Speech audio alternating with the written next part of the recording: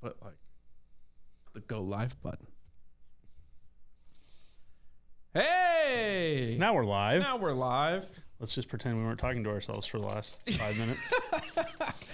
Technical difficulties. I'm going to reintroduce the candy cane then. Candy cane! Candy cane! I mean, nobody's watching anyway, so hey. Yeah, it's all right. But That's good. yeah, this is going to be fun. This is going to be great. Fantastic. So let's dive in. Yeah, I have 3 from last week. Ooh, butterscotch. Ooh, peppermint. What do I got? What do I got? Give me something good. Watermelon. The actual bananas. And the last one, green apple. Let's go. These are going to be good together. Well, weird. They have like something is floating in them. It's always good. Disgustingness. So yeah, The liquor's not good unless it's floating, right? My 3 from last week, and we'll walk through why you have 3. really just one mistake. I mean, you also made a mistake, and you're not getting penalized for it. So It's a withdrawal. He withdrew before the cut line. you withdrew before he got cut. He withdrew before even the second round. He was under the cut line when he withdrew. He withdrew before the second round. No, he was playing when he withdrew. I thought he withdrew early. Oh, I don't know. I thought he was playing, and not well. No, that's why I had it, but I thought he withdrew early enough where like it's a withdrawal, not a dive from the cut line. Well, let's look it up just in case. If he played in the second round, 100% agree. All right. If he withdrew before it, Okay. then it is what it is. Then we're making new rules. That's fine. New rules. I'm pretty sure it's the same. Always new rules. Just one new rule. Sure. Oh my goodness. my See, I'm flustered God. about these new rules. Flustered. Can't even find it. Oh. But you can go ahead and while I'm looking this up, go through the week and how it went. And All right. Players Championship. Course is beautiful as always, and difficult. 3 hole-in-ones. yeah. On the week. Actually, there was a bet on FanDuel. It was what was it? It was like a 50% boost for the hole-in-ones. And it happened. It happened early, and it cashed in. Within the first, I want to say within the first 3 hours of golf starting. Shortly before the start of the second round. You should have seen the range session. I didn't. I didn't either. Yeah, but so 3 hole-in-ones. That was impressive. Yeah, 3 hole-in-ones. Decent amount of chip-ins and stuff like that. Golf overall was solid, not great, except for one person. A little bit all over the board. Really everywhere else. Some of the top players were non-existent, non-competitive. And then some of them kind of rose to the top on Sunday, played well enough to get themselves into some money. And others, Rory, here's looking at you, missed the cut. Missed a cut. And not close. I mean, he was 3 or 4 shots off the cut. Because a couple guys made the cut on the number and then played well on the weekend. So made themselves some money. Tyrrell Hatton was the biggest winner. He ended up finishing T2 with a 65 on Sunday, which was a great round, specifically on Sunday when there wasn't nearly as many low numbers out there. So that was impressive by him. Made himself in 9 holes. He went from like 140,000 to 2.1 million. Million. Yeah. So a good $2 million increase by shooting 7 under in the last 9 holes. So that's a pretty good finish. Yeah. Kudos to him. Tom Hoagie set the course record on Saturday with a 10 under. So he went from 2 over, which was the cut line on Friday, to, I don't know if he finished top 10 somewhere in there. But yeah, 2 8 under going into Sunday, give himself a chance. So a couple of notable rounds there. T3. T3. So Got himself 1.5 mil. Yeah. So great round, 62, the new course record there for the one and only Tom Hoagie. A lot of those golf stats and course records are held by guys of that ilk. Yeah. So it's just golf. Putter got hot, and everything else was working for him. On Saturday, was the lowest scoring. Oh man, it was low round for the players, unless you were Morikawa, who just shit the bed on the weekend. Well, actually for 3 days, but I mean, he had one round. He came out hot and said, "Not a bad weekend, just disappointing when you're the first round leader or second place." So I think, I mean, you're skipping the person who came out ahead the most for the week. And that was Jordan Spieth. Why do you say that? Because he was going to miss the cut. Well, do we have that as a Twitter thing? Yeah, I'm sure that's a clip. Off the kneecap. We never did see. I kept tracking on the weekend. He got a flag. Yeah, and not enough. Let's put it that way. Considering Spieth ended up with $275K on the week, which was $275,000 more than he would have had it not had the guy's kneecap in the way. And we're not. And for those that didn't see, and I think we have it, but it didn't just hit him. Oh, it ricocheted to the middle of the fairway. Yeah.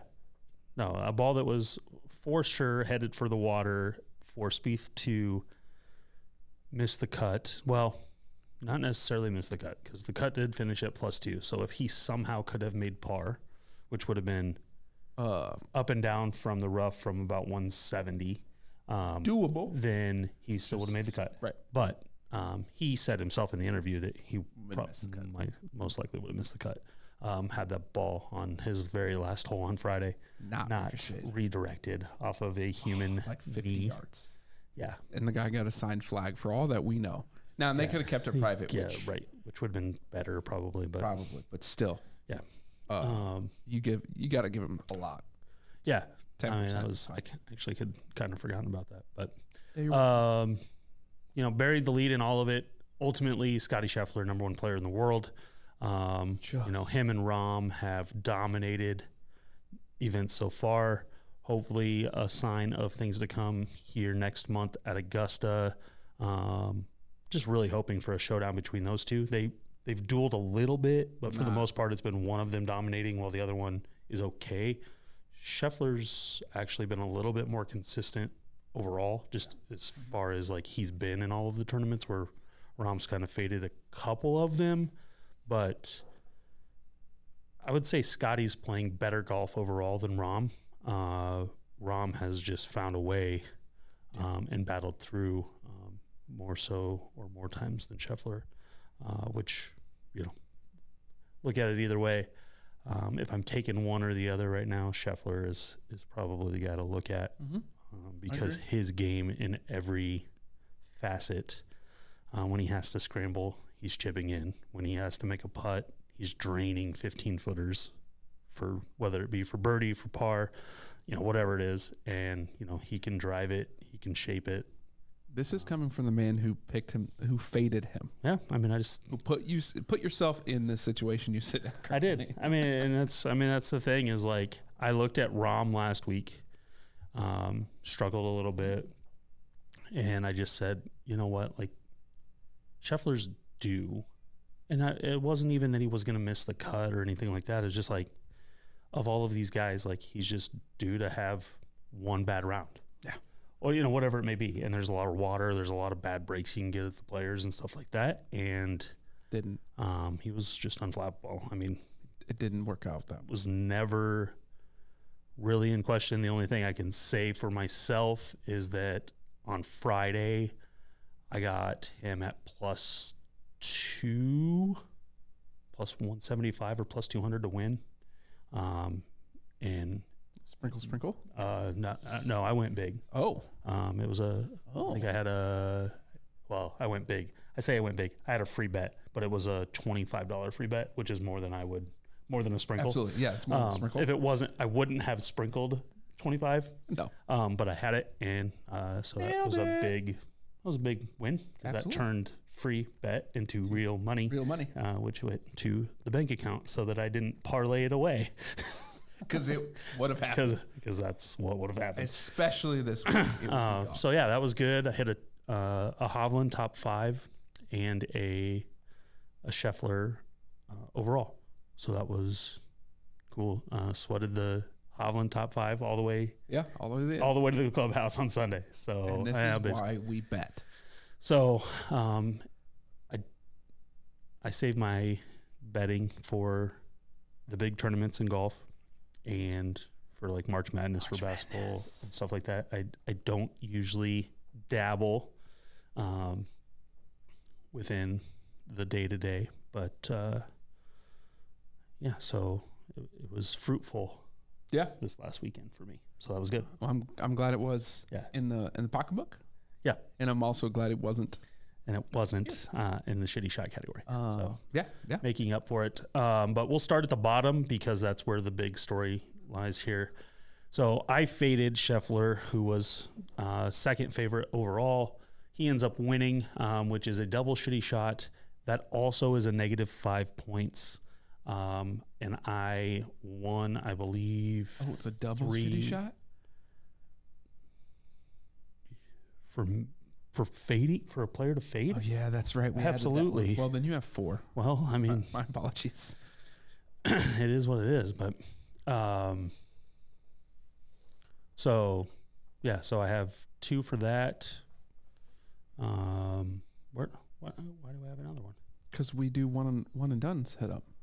Yeah, so that's 3. And then the points for the week. Okay, I don't. Right? I mean, that's how we had it last week. That's the only reason I tracked it. Like that's why you had the 3? Yeah. Okay. So I mean, if that's, I don't remember doing it the first weeks at all. Yeah, go back and look. I highlight when we have shitty shots for Arnie for last week. So yeah, because you had a double, and that one shouldn't have been there. It was for the weekly, the points. That's where the 3 would come from. Okay, so you had a double in the points. Yeah. And then this week, I had a double in the points. I don't think we'd been doing one and done. Let's just make sure. We'd have 1. That one's irrelevant. We'd have 1. This was mine for the points and mine for.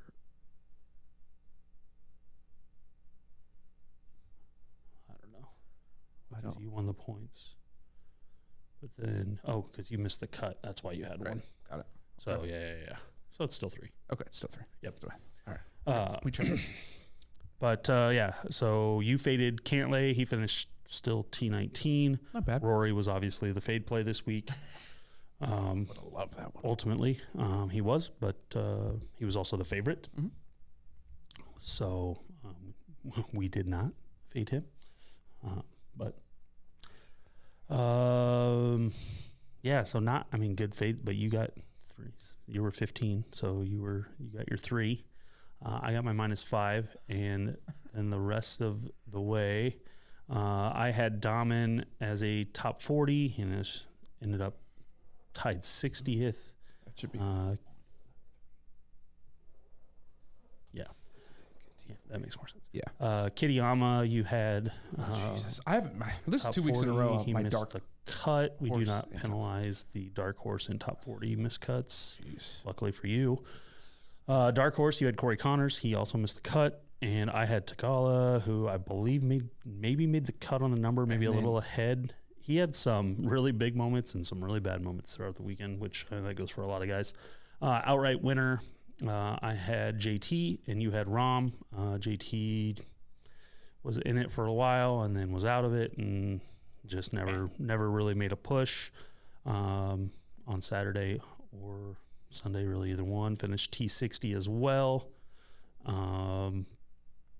Rom withdrew before the second round, as we have researched, and you had Homa, who finished T6 after a great round on Sunday, and I had Mark Hawa, who finished T13, which could have been much better, but also could have been worse because he at least didn't completely go off the deep end when he started to struggle with the putter and really all of his game kind of went to shit after the first round for whatever reason. So you've got the money there a little bit. I have money. I'm like I gained on money. Homa made $736,600 for a T6 finish. Scheffler won another $4.5. Was it $4.5 million? I think he won 4.5. 4. Yeah. Which is a little bit ridiculous between 1 and 6. I've got to put it out there. I put one in a Twitter on how much Scotty has made, and it's a pretty absurd track of what he's done in 1 year. So we'll look at that a little bit later.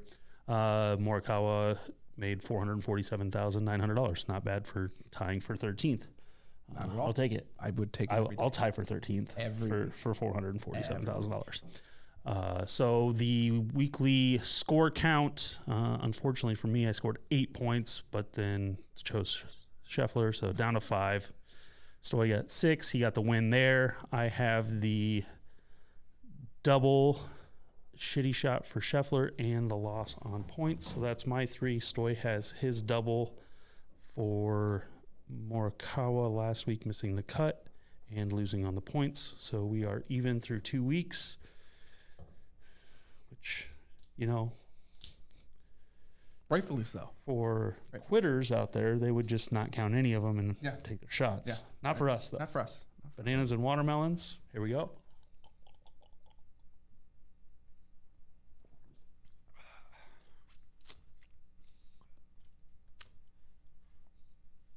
One down.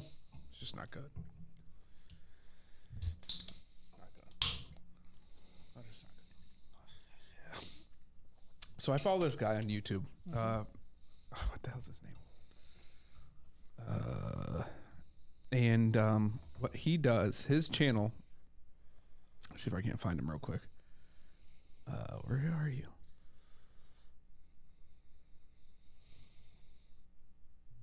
Doka Ryan.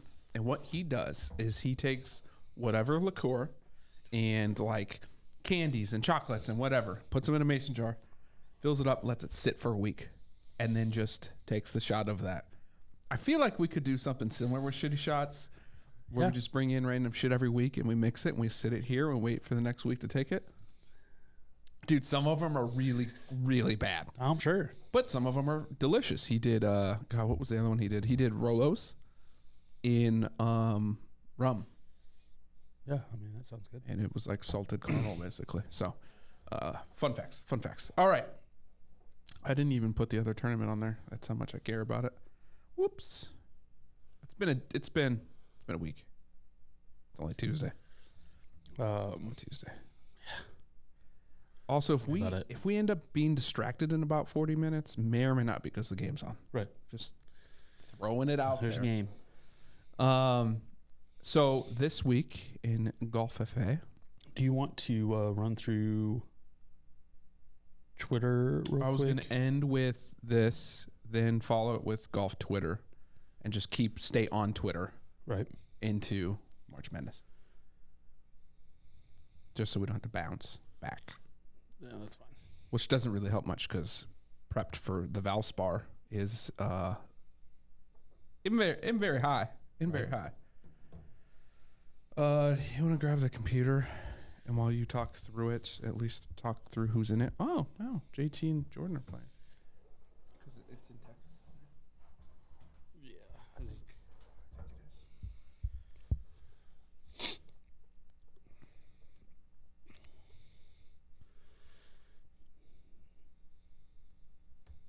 is. Let's take a gander. Those who are actually tuning into the Valspar this weekend, you are dedicated. Don't think I'll be watching much of the Valspar. I mean, I'll flip through. Well, you can check in every now and again, yeah. Well, also, if you have the golf channel, it's on the morning before basketball starts. True. So, weekend. It'll be a weekend viewing.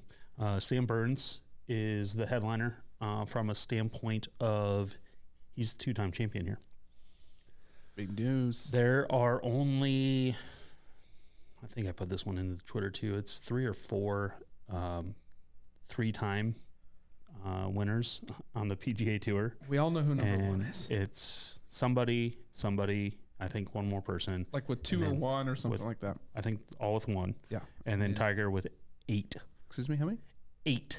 He has 8 times he has won a tournament 3 times in a row. 3 times in a row. That's just Like, that's just it's just silly. I don't remember if I put that one on there and you reacted or vice versa, but I just was like, that's just like, it was just one of those things where you put it like you could do just like crazy tiger stat one a day for a full year and still just completely be blown away. They're legitimately video game stats. Like that would be something as a created player that we won 3 in a row.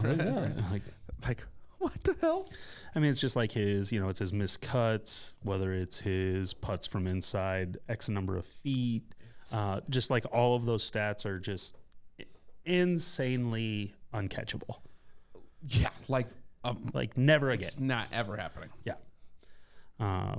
Even as good as all of the guys are these days, it's just so many things that happening. Nobody's touching. So yeah, we're at the Valspar this week in Texas.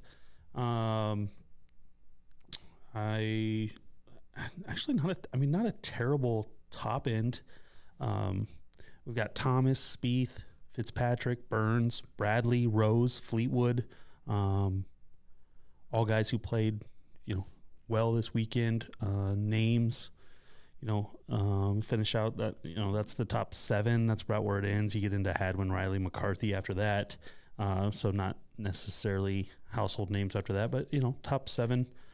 Better than we've seen, like for the Honda or anything like that. But you're going to have that as we get these premier events, and it's only going to continue to get more so like that where the players in these smaller tournaments there's just not going to be as many of them.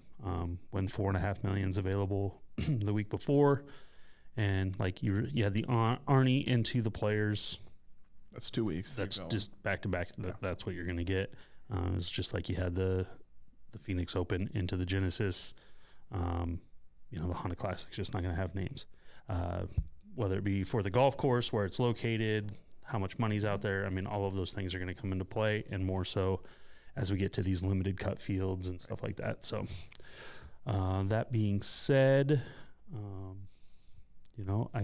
I see, Thomas is the favorite this week, is what I'm seeing on FanDuel. Assume you're seeing the same. Yep. Plus 1,000. I didn't know if you're going to switch it up and go to DraftKings. By human nature told me to pull up FanDuel. By the way, I still don't have that. Still has not come through. Okay. Well, you're supposed to get it, and I'm supposed to get it. I know. So you got it. That's good. No, I never got it. Oh, you never got it? No. I never got it either. So I don't know. DraftKings. We're going to have an argument. Yeah. All right. What was... what were we doing? PGA? Golf? Yeah. Golf? Yeah. Golf? All right. JT? 1,200. 1,200. All by himself? Oh, no. Him and Spieth? Yep. Yeah, so clear 1-2 in FanDuel. Thomas 1, Spieth 2, Fitzpatrick 3 at 1,500, Sam Burns 4 at 1,600, Keegan Bradley and Justin Rose at 2,200, and Tommy Fleetwood and Adam Hadwin at 2,400. 2, 6, 8, and then it looks like Davis Riley and Denny McCarthy finish out my top 10 here, 31 and 3,300 respectively. Yeah, there's a lot more here on this one. Okay.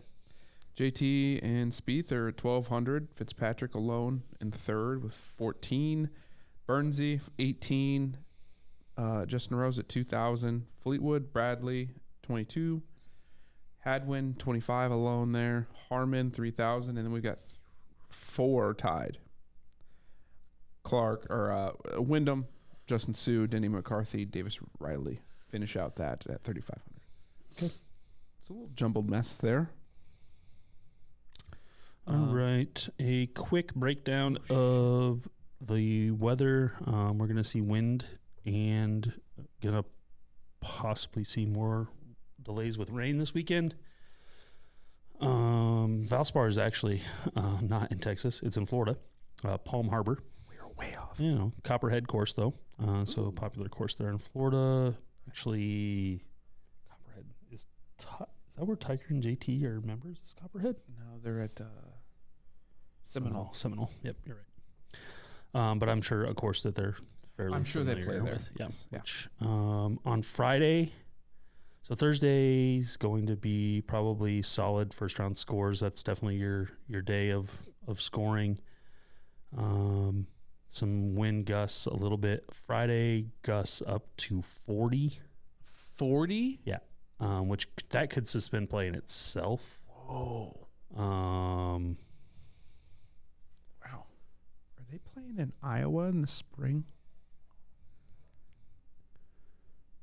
Let's see. We've got, wow. Things get worse on Saturday and Sunday. Worse? Rain enters the picture. Decent chance on Saturday to see delays. Are they going to finish 72? And Sunday, rainy conditions. Definitely going to play a part. Yikes. So 76 for the high on Thursday, 8 to 16 mile an hour. Friday, 80, but windy, 20 mile an hour sustained, 39 mile an hour gusts. Not a ton of chance of rain on Friday, though. Saturday, we've got 70% chance of rain, 42% chance of thunderstorms, 16 to 30. 75 degrees, so like cold isn't going to be the issue, but wind and rain combined. Breezy in the morning on Sunday, another chance of thunderstorms, cloudy, 13 mile an hour winds up to 25. My guess, so there's a 70% chance of rain on Sunday as well, 40% chance of thunderstorms. This thing could finish on Monday. Can definitely finish on Monday.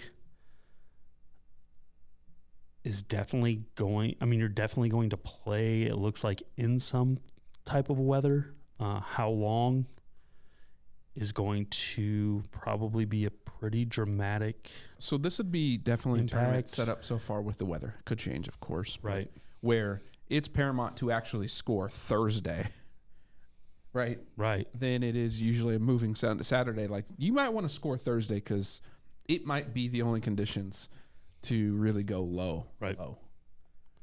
But hey, I think that provides more. I think that the cream rises differently there. JT's a bad weather player. So look into that. Spieth can be too. I know, Jay Rose has been hot. He'll be in that scenario. Same with Fleetwood. Again, this is going to lead more to your Europeans that are used to a lot of the wind and rain. Just think about it. Just think about it. Yeah. Think about it. Definitely going to be challenging, and I'm not sure. So I was just trying to think, like, in my head, does that make me want to watch more or less? And I'm definitely going to tune in specifically just to see what the weather's doing. But I'll be very irritated when in the morning the rounds are suspended and I'm watching Sam Burns win last year's tournament, because inevitably that's what will happen. So kind of is what it is, but don't anticipate the way these rounds have gone. I just don't anticipate them finishing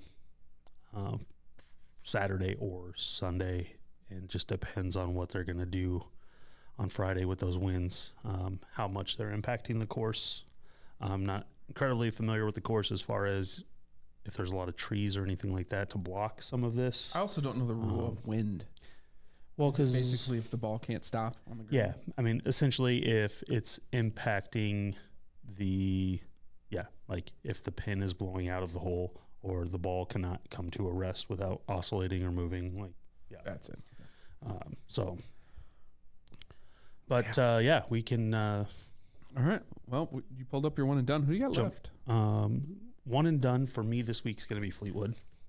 Okay. I think he's coming off of a good weekend, as well as these conditions are going to bother him less than most, and I just don't know where I would play him anywhere else. And it's a field that's a little bit weaker too, so just has a good Fleetwood feel to me as soon as I saw the weather conditions. I feel you. I'm gonna go with Burnsy. I don't think I've ever taken him. I doubt I would. Nope.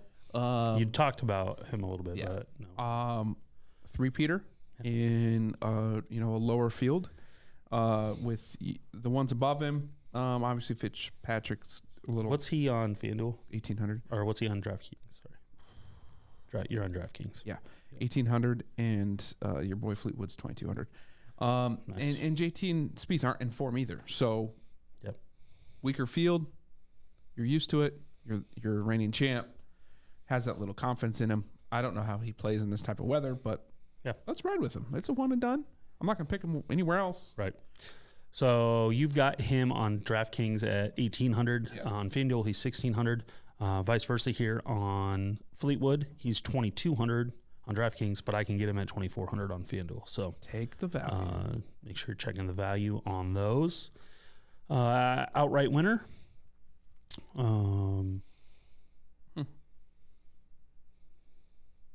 mean, these conditions are ripe for JT. I know. I was thinking the same. I took him last week, but I don't really care. So it's an outright winner. These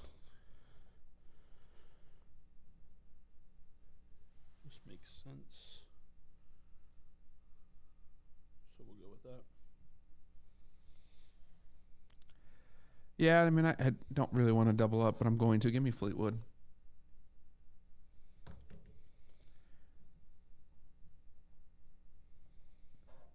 All right. Tommy's he's streaky. He likes to be streaky. Yeah, playing well. What did you say Thomas was? 1,200? Yeah. Just note that there. Black Stallion. Black Stallion. Ooh.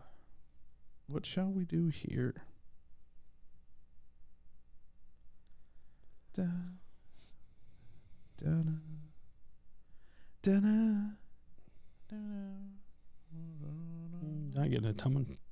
getting a lot of top end value there, are we? No, we are not.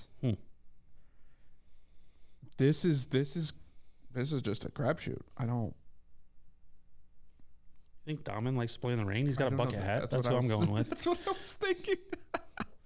I was literally Joel Dahmen in his bucket hat are going to go out there at plus 105. Or he's not plus 105. Excuse me. That was top 40. Plus 8,000? Yeah, there we go. Okay. Well, I was looking at top 40s too. That's fair. That's fair. But my Black Stallion will be old Joel. A little repeat action from last week. Give me some KH Lee. All right. Why? What is he? I don't know. Plus 5,500. All right. Is there a rhyme reason? Nope. No. Does there have to be? Not in Black Stallion. Top 40? I don't have a top 40. I have a top 5 and a top 10. Yeah, that makes sense. I feel like they were a little bit more bets. Let me try that. Oh, nope, I got it. All right, top 40. Mine starts at Taylor Moore. Maverick McNeely. Yep, plus 105. He's right there in that group. 100. Moore, Dahmen, McNeely are all in that group. For me, no, I'm taking Dahmen. He's plus 130. There you go. I know I'm doubling up a lot, but there's not much here. Would you say plus 130? Yeah. All right. Pretty good value. I will take. Who wants to play in the rain? That's the real question.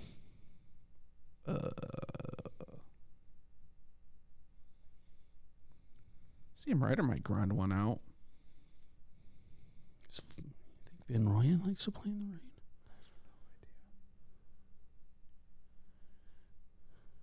Nobody likes to play in the rain, but I think that's who I'm going to jump on here. Eric Van Rooyen plus 190. Doing it.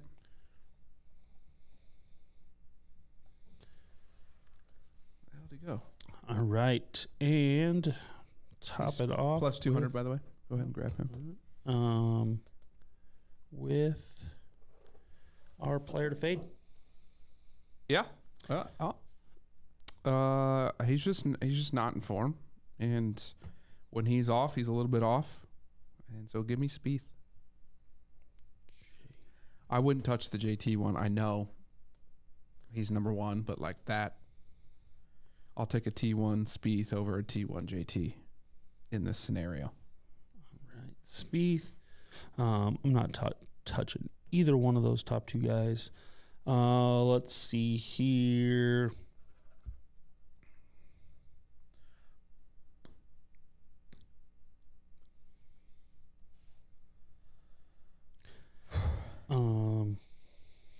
Shoot. Fitzpatrick has not been playing well, but this is just the type of tournament that I couldn't touch that. I'm gonna go with Bradley. Yeah, that's a solid one too. Keegan doesn't seem like someone who really cares to be out there in the rain to me. No. I've got him at 5th. Is that what you're saying? Let's see. 1, 2, 3, 4. Yeah. T5. So yeah, you've got a quick recap here. Players to fade. You're fading Spieth at. Well, actually, you get him at 2.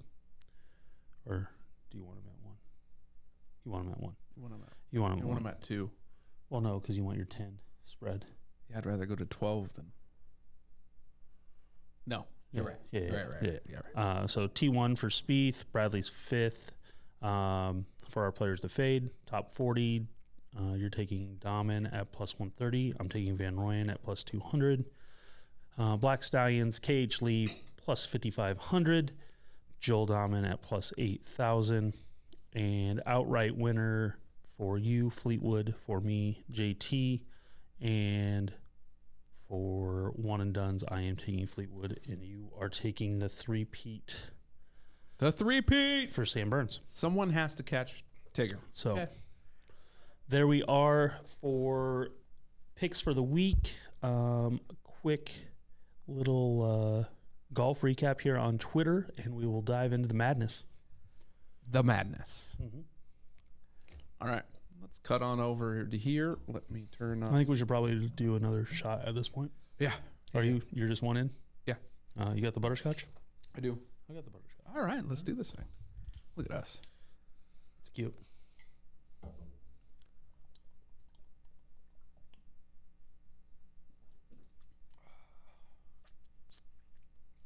It's by far the best one. Green apples. We'll agree to disagree. I don't remember last time you've had a green apple. I feel like I always get the green apple, though. All right. So it's become your favorite? Probably. All right. First, start off. So, contextual here. This was, God, where was he when you sent this? First. Yeah.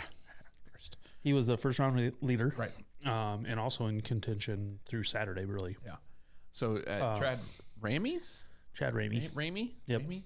Results this season have been miscut. T28, T69, miscut. 38th, T54, T70, miscut. Early round leader. Yep. In contention all the way through. Yep. Saturday. Just golf. Yeah, and then we had Minwoo Lee leading as well, and he kind of pooped the bed. I think down to T6 or T7, somewhere in there. So Sunday pressure. Definitely gets the youngins. Yep. Gets the youngins in. But here we are. This is it. The Spieth extravaganza. You see the red line that is going towards the water. This ball takes one. I've felt this. I've done this for contact. So yeah, I mean, he lets this ball go. It goes right. This ball one hops, hits the guy in the blue shirt right off the kneecap, and that is his ball back into the fairway.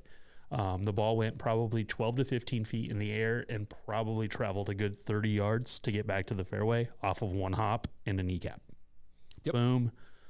Boom. Dead nuts in the middle of the fairway. Yep, right off the side of his knee, and here it comes over the ropes, over the people, and back into the fairway. And basically just as far as everyone else tried. And look at it, still has enough spin on it to go forward. After it hops, creating that top spin, it's still got enough that it rolls forward probably a good 3 to 4 yards in the fairway after bouncing off the kneecap, landing, and now it's bouncing forward. Safe to say it was spinny? Yeah. Spinny? It was a little spinny? So, that is water over there, and there is nothing stopping that ball from going in the water except for that human being. Yep. Yeah, That's that a ball's good going ricochet. straight in the water if he's not standing there. So Good ricochet. and again, after that, Spieth made the cut on the number and won $275,000. Good for him. So Good for him. This was cool. So this was during the broadcast, some technology they brought in. So the lines that you're seeing at the top are the flow of the wind. This is the par 3 17th. And so like this is live what the wind is doing. And then all of a sudden the wind is calm. The wind is calm. This is what we're talking to the caddy about. This is what we're feeling. It's an easy shot. It's a 135-yard shot. Caddy walks away. All of a sudden there are two streams of wind that are, basically vortexing. Right. And probably twice the speed. Whereas like if you hit that vortex coming from the island now, because you can see it's coming from a completely different direction. Crush your ball.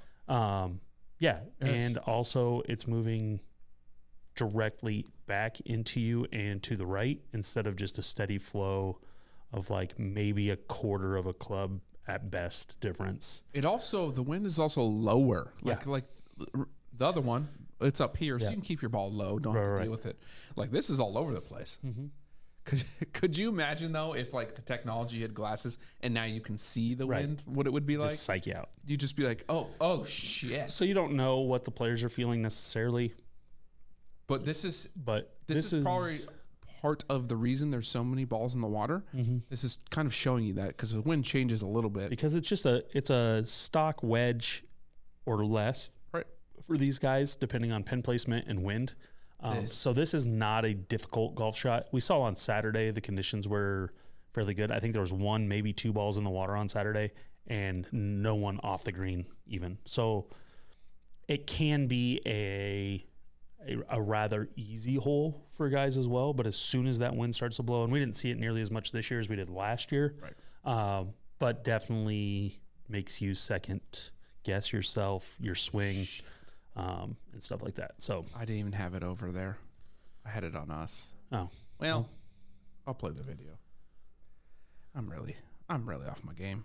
I apologize to all those watching currently. All those that watch it afterwards. It would be cool. This is cool. Why we just this technology? Yeah, I don't know where that must be. There must be something in that tower that's gauging that. Yeah. I just don't know. I really want to see that though at Augusta on is it 12? Oh yeah. It always gets them because of the tree line. Yeah. It's like 140 yard. This was the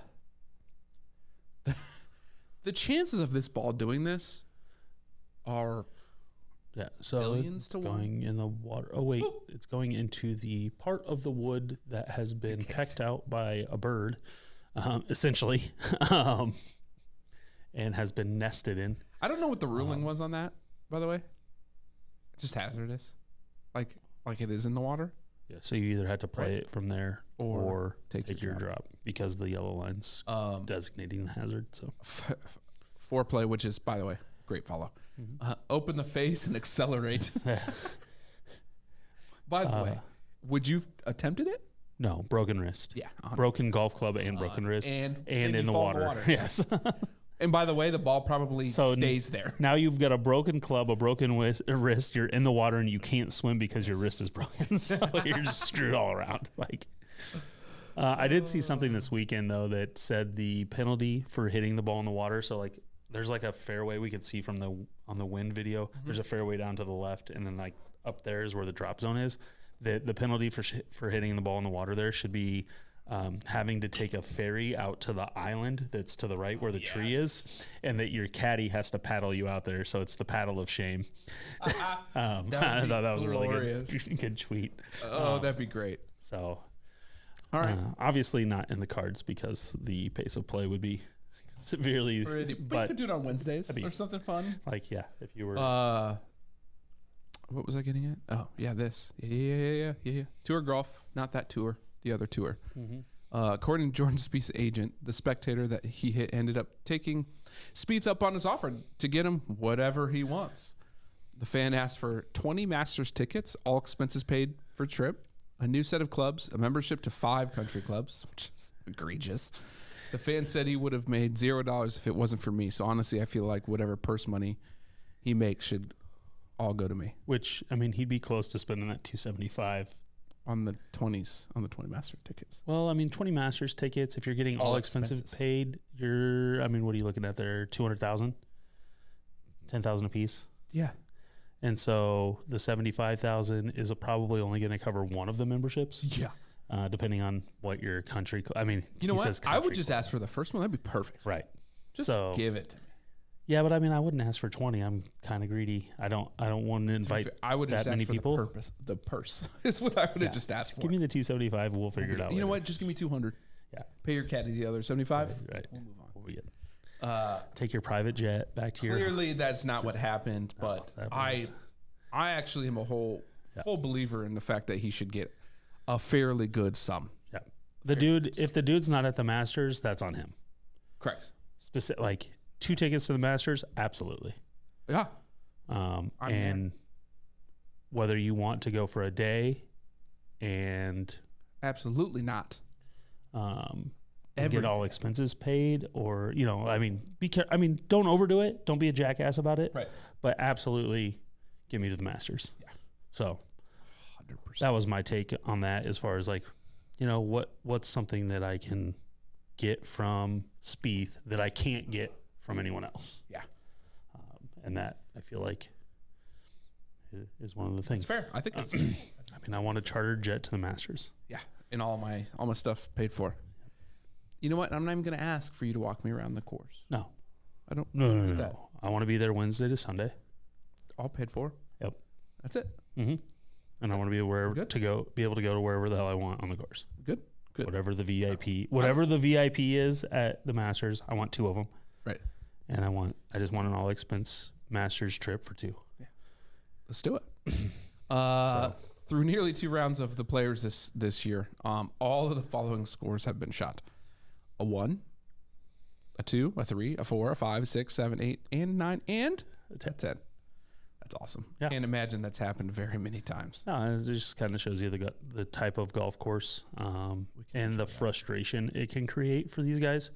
Because anytime a pro golfer is making, I mean, I would even really say an 8 through a 10, there's frustration causing a stroke or 2, whether it's a missed tap in, which we saw a couple different times out of frustration, a duffed chip back into the water or back into a bunker or something like that.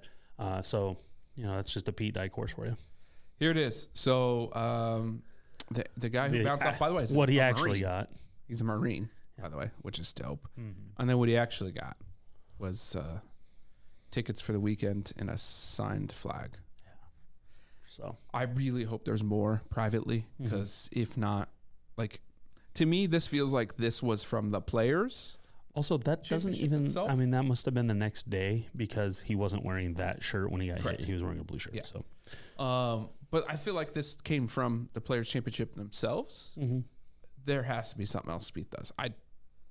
You don't make $275,000 legitimately off somebody. Yeah. And just be like, here's a flag with my name on it. Right. Yeah. So what's wrong with this? Pause real quick. I just don't want to run through what we're going to watch, but so far this year, the biggest problem with golf, and all of the great things that they've been doing, don't get me wrong, but the biggest problem with golf is pace of play. We're seeing a lot of changes in baseball. We're going to see a lot of changes in golf from a field cut type of thing and stuff like that. There are pace of play rules in play.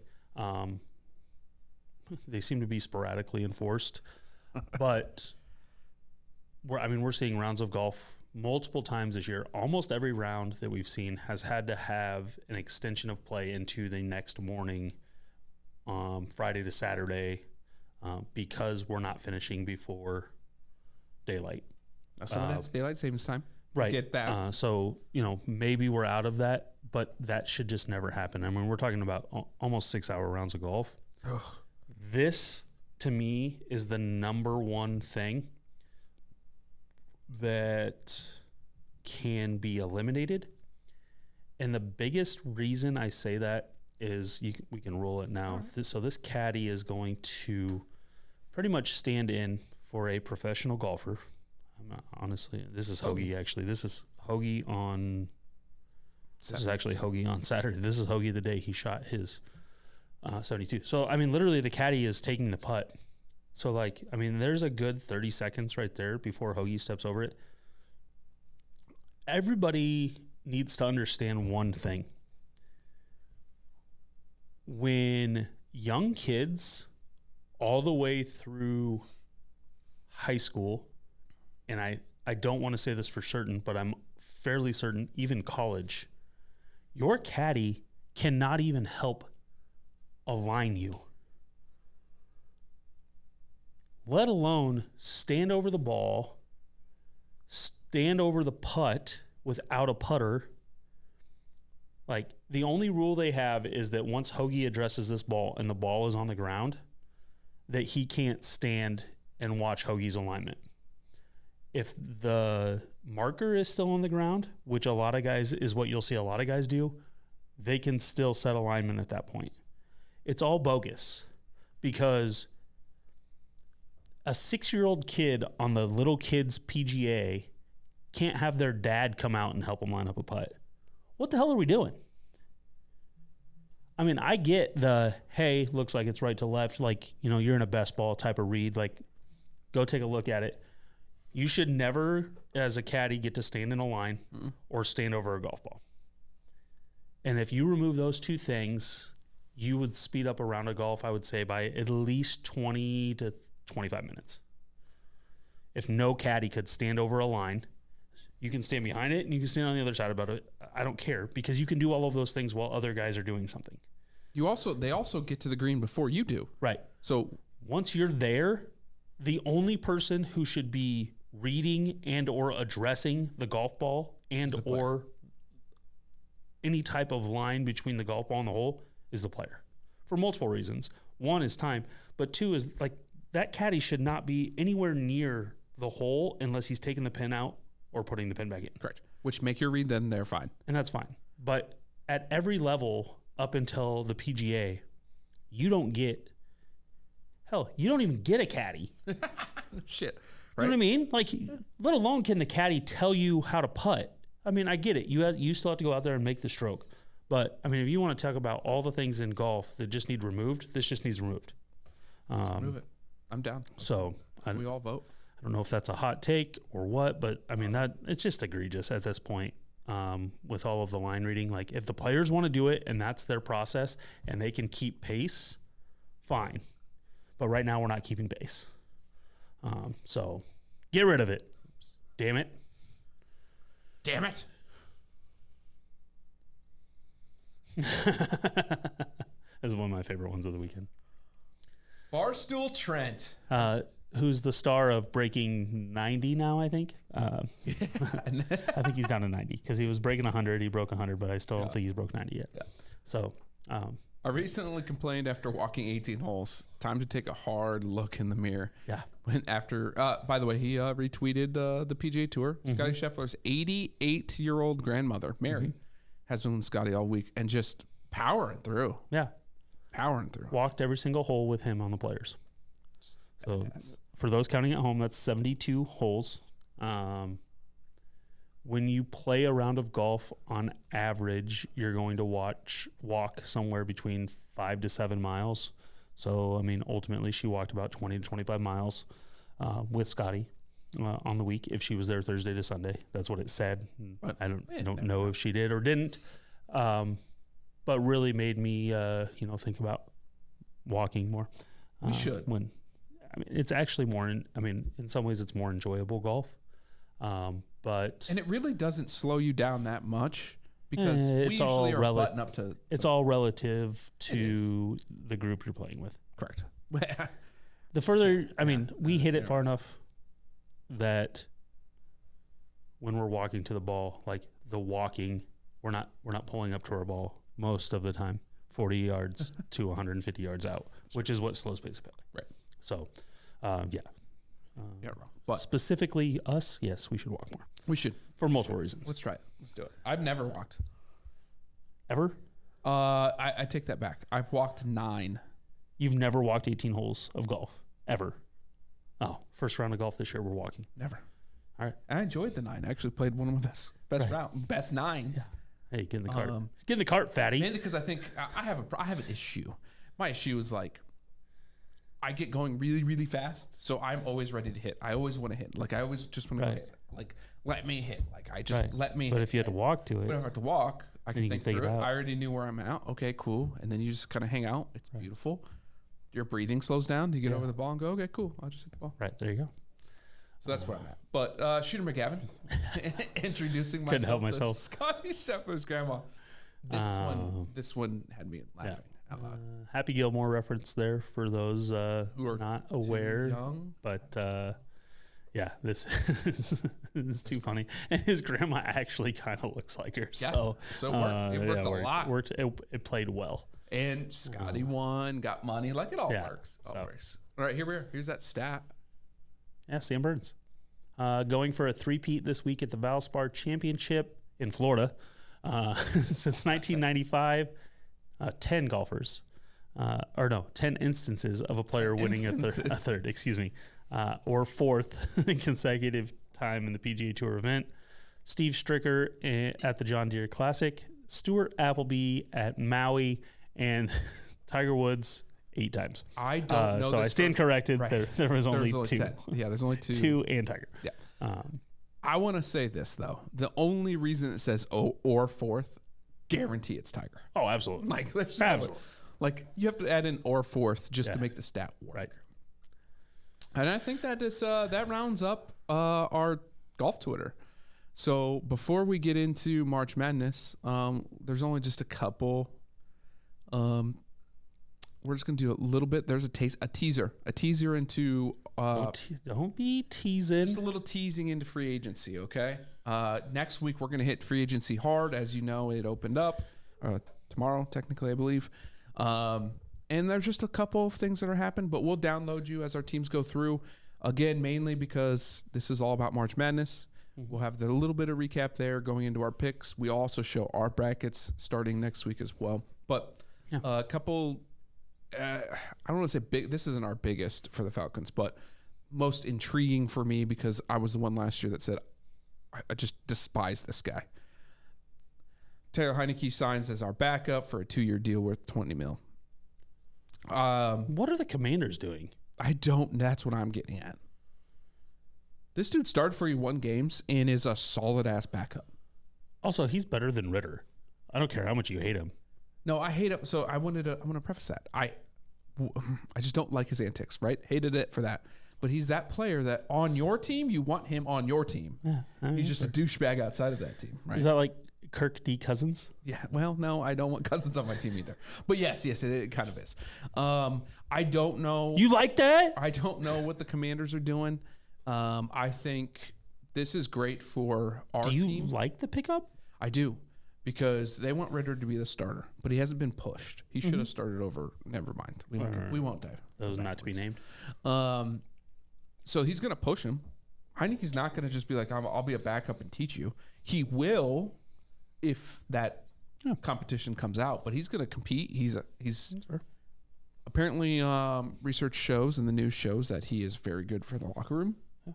So all of those, what you want out of a backup. I don't know why you wouldn't want that. Not to mention, on the Falcons boards, it's okay, cool. You have him as your backup. If Ritter falters either injury or just sucks, he can come in and support you for the year, right?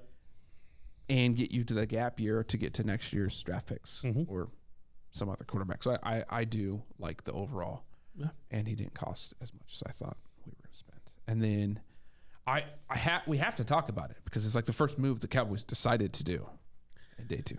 What do you think about it? I mean, I think it's solid because they're somewhat young in the secondary. The Cowboys are acquiring former All-Pro Stephon Gilmore from the Colts.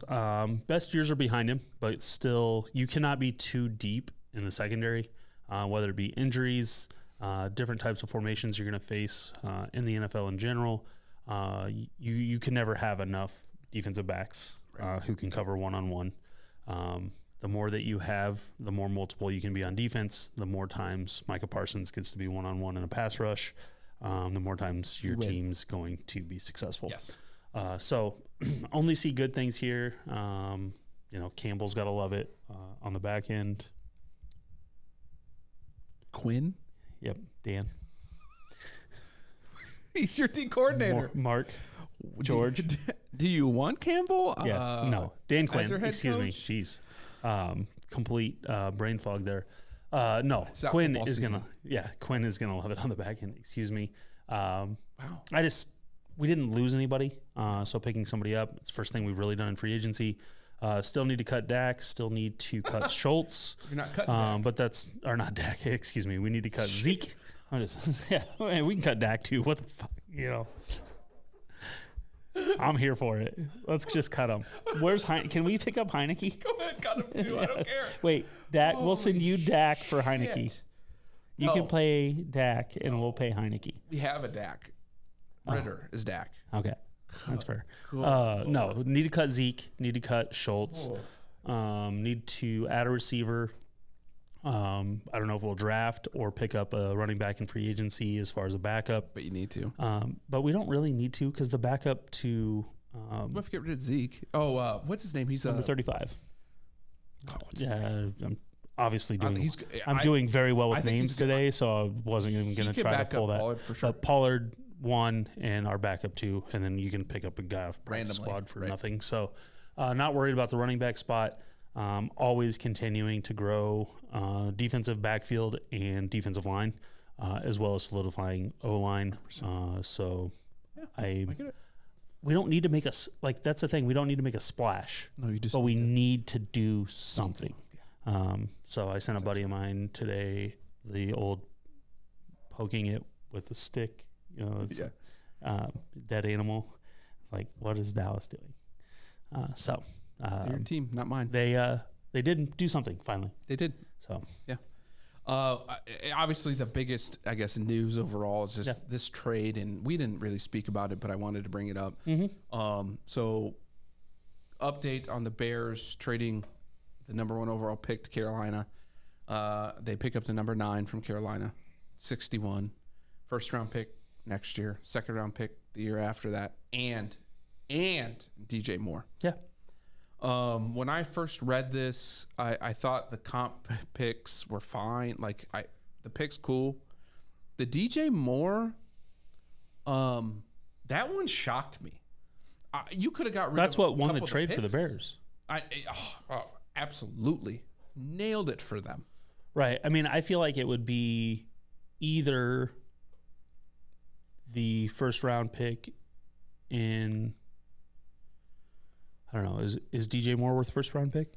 Well, if you give up that, you have to get. If you're going to give up a first round, obviously number 1. We're talking about number 1, not just first round. Right. If you give up this year's first round, you get their first round. Mm-hmm. He's worth a first round of next year, in my opinion. He's a first rounder himself. Right. That's what I'm saying though. So of that, to make the I think the Bears got away with murder here. Oh, absolutely. But my question is what if you take away DJ Moore, it feels fair if they just got the picks. Correct.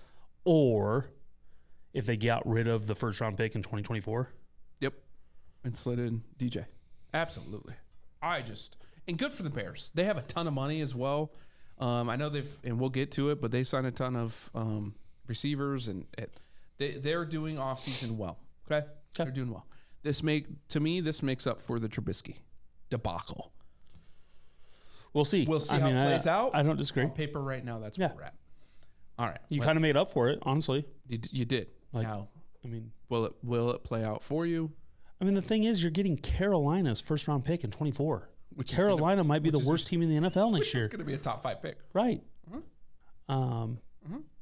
So, yeah, that baffles me overall. Sure does. All right. The reason I laugh at this one, where did it go?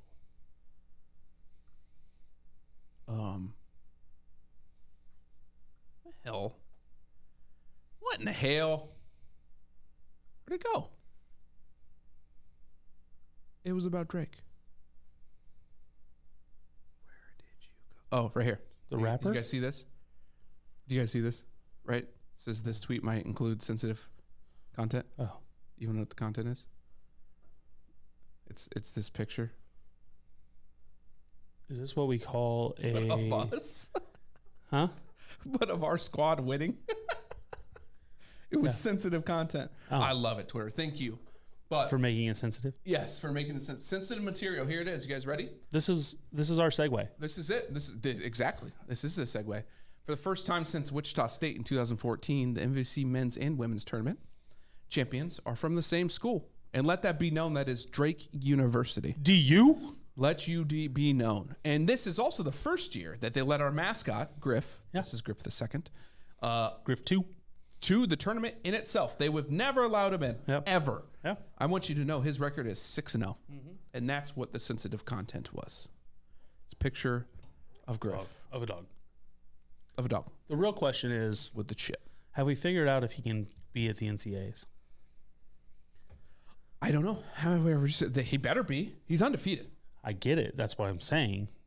He better be. But the tough part is, well, no, they play. Are they playing this it's a week apart?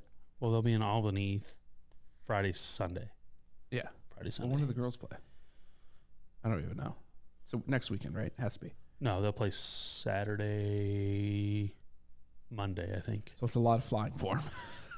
Right. If it was, because I think they're Right. playing in Cali somewhere. I I don't don't know, remember. Matt. I mean, Yeah. I don't remember off the top of my Where head, they're but playing. like there'd be a lot of travel for him. But he better be allowed. Yeah. And everyone's argument has been because he's a live mascot. Right. He is a damn bulldog. Yeah. And by the way, for those that don't know, he doesn't move from his chair very often. Nor does he stay awake. Nor does he want to move. So he is not going to be a menace to anything. He's not going to go on the court and lay a dookie. Like, none of that's happening. That guy's only dookie in one spot, and that's where he's Let laying. him be and let him come to the tourney. Let it happen. All right. Here we are. You ready? We don't have a March Madness button, No, I mean, I think we just... but it's happening. This year's tournament, 2023. I'm in like 16 brackets, it feels like already. Yeah, I've declined a lot of brackets because... I mean, I can't put a mortgage payment on all the brackets. I mean, you can. I'm not that good at brackets. Yeah, I'm not either. I said I might as well. I was talking to a coworker today, and I was like, I might as well just take all of the money I'm spending on brackets and put it into one of my either FanDuel or DraftKings accounts, and at least have a chance at winning. Yeah, right. Like, Right. I mean, I literally, so I started tracking them on my notes, and I am in 7. 6. No, I'm in 8. 6 NCAA basketball, 2 NCAA wrestling, and I have declined 9. Did you decline the one I sent you? Yes. How? That one you win no matter what. In what way? Because you can win. I didn't decline it. I just haven't accepted. That's fair. It's still available. That but one's awesome because that one you can win throughout the time. First of all, if you get the worst points, money back. Mm-hmm. You get paid if you are the best each round. Right. And it's different than your normal pick. So you pick your 1 through 16. I get it. And it's pretty fun. I still have to trust myself to pick those correctly. Well, I mean, there is that. Right. But you have more opportunities to win your money back is all I'm saying. So it's not like the brackets that I'm in a fundraising bracket for my nephew. I'm in a family bracket. Always. I'm in a seed capture bracket. So that is totally blind draw. Whatever teams you get 1 through 16, doesn't matter. It is captured based on spread coverage. So literally I have how many family members do we have in that? Let's see, 2, 4, 6, 8, 10. So we all have 6 or 7, whatever team. Yeah. Or no, we all have, do we have only 8? 2, 4. No, there's only 8 of us. So we all have 8 because you capture the 11 seed is whoever wins and the 16 seed whoever wins. So yeah, we all have 8 teams, but literally Just random. it's completely random. You can play yourself if you run, like if you happen to get the 5 and the 12, like whatever. So yeah, everybody has 8 teams, and we put $20 in per family, and that one's fun. so like that's completely different. I'm in a select or a blind draw. You get 1 through 4 seed, 1 5 through 8 seed, 1 9 through 12, and 1 13 through 16. So there's 16 guys in that bracket. Everybody gets 4 teams, 1 from each tier. And it's also, I think that one's only a survive and advance. I don't think it's a spread coverage one. So that's 4. I'm in a seed multiplier bracket that I've been in since high school. Woo! So it's obviously you get bonus. It's a bonus point, seed difference bonus point. Yeah. So if 11 seed beats a 6 seed, you get 6 seed, you get 5 bonus points. So you're rewarded, but obviously you don't get any points if they don't advance. Right. So that one, and then I don't even know, honestly. And then I'm in 2 different college wrestling brackets because I've kind of fallen in love with college wrestling as well. I enjoy watching the state tournament here in Iowa. Obviously, wrestling's big in Iowa. Just like basketball has become. Yeah. Wrestling's always been big in Iowa. It was big at Southeast Polk where I went to high school. We've been ranked nationally at the high school level for years, and I've gotten into college wrestling as well, and that's just as fun. So I'm in a blind capture bracket for that, as well as a kind of a multi pick'em where you get a bank of money to select your Those are fun. wrestlers. So yeah, so many Any women's brackets? I have filled out a women's bracket, I have 2. and my sister has a group of people that are running one. So that is actually another one that I am in Denver, for the group of people she has out there. Woo-wee. But I mean, for me, To be fair, women. and I tell people this, you can go chalk a little bit. That Your specific, 1s like, and 2s for a while. a women's 1 seed has won 10 years in a row. So I mean, to your point, the thing that's gotten a much more exciting about women's college basketball is just like the last 3 years, probably 3 to 5 years specifically. The upsets, the mid majors are getting a lot closer. They have had one beat a 16 in the women's game, and it was way back in like 97. Yeah. Of all. Not recently, No. like the men's. But like South Carolina is a heavy favorite in the women's game. But I've always told people, and I watch more women's basketball than probably 95% of society, and that might be low because of my sister and because I grew up watching her coaching high school basketball and the works. Bet one sport, I would absolutely slay women's college basketball. So do it. You can bet on it, right? Yeah, but I mean, you can't get it consistent. Like, you can't get enough to consistently get it. Like DraftKings, you can't get it at all. Yeah. FanDuel, you can see it every once in a while, but like you don't get all locally, like Betfred's does it, stuff like that. I'm not on enough apps and like not You'd have avid to enough really- about it. yeah. But like if it was mainstream, like most of the other stuff is, I would be on betting apps way more often because it's a little bit more predictable, but I also like I said, I watch those games more, and the more you watch, the more like that game is easier to predict. The more you watch, matchups are just so much bigger. Yeah. Than there's certain teams that might be like 8 and 9 teams overall in the country, and this team just absolutely, there's no way their style is ever going to beat that team. Yeah. From a matchup perspective, and there's other ones you're definitely going to miss once in a while, but for the most part, like the matchups absolutely matter and the styles matter way more.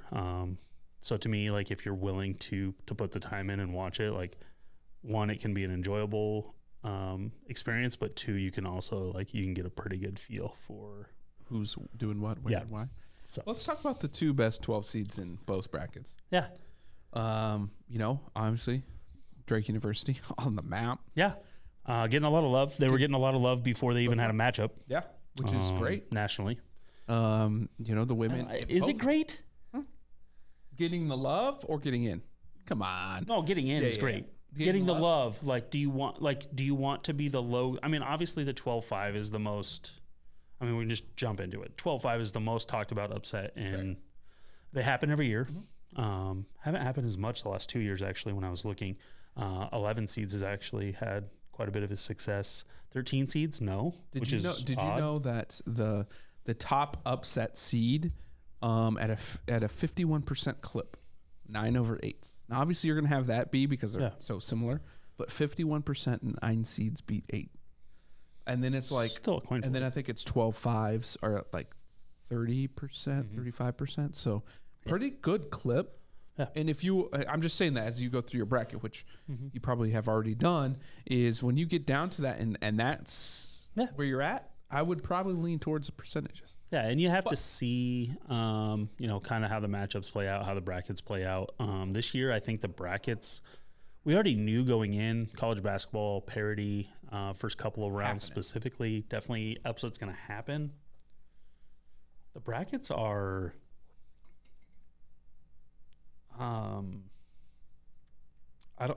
they could have been better. They're unbalanced. Yeah, they could have been better. I don't like, however, geography or whatever it was they were taking into consideration came into play. Weird. Overweighted some brackets and made some brackets completely weak. I honestly think that the Iowa teams all got good matchup draws.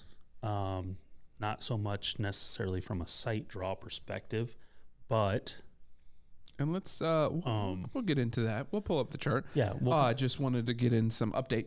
Yeah, there is a game going on. It has started. And we've got the Islanders versus the Red Hawks. 16 Southeast Missouri against Texas Corpus Christi. Yeah, excuse me. I'm just going to call them the Red Hawks and the Islanders. All right. Islanders are the Texas team. Yeah. Okay. Just going to. What do we got for records there? We've got 19-16 for the Red Hawks. Yeah. And 23-10 for the Islanders. Oh yeah, I'll take the Islanders. Yeah, who they're up 4 as we speak. Love it. 12:48 left in the game. And also, tonight, the later game. Oh, hold on. Also, breaking news. Matt Ryan and Indianapolis decided to part ways. They saved $17 million in cap space, so that is not a surprise. Matt Ryan's retiring, right? Who knows? Okay. But probably he'll probably sign with the Falcons. And then retire. God, yeah. Hopefully. As our third string. Never know. Wish he'd have been on the team last year. Anywho, the night game tonight is Pitt versus Mississippi State, which is obviously the better of the two. Yeah. So, and the winner of that game, just to note, will play Iowa State. Let's get into it. So let's get into our bracket a little bit. We'll walk through this. Obviously, we're going to put together a joint bracket right here as we speak live. The other we'll put up our brackets next week, and we'll go through round by round and let you know how that goes. So, obviously, let's start at the top. Start the game that's live right now. So Texas Corpus Christi playing Southeast Missouri for the right to play into the number 1 overall seed in the bracket in the South region, Alabama. I mean, that one's pretty cut and dry. Let's well, cheers. As we're getting into another segment. Start of the segment. Yeah. Start of March Madness. To the madness. Let the madness begin.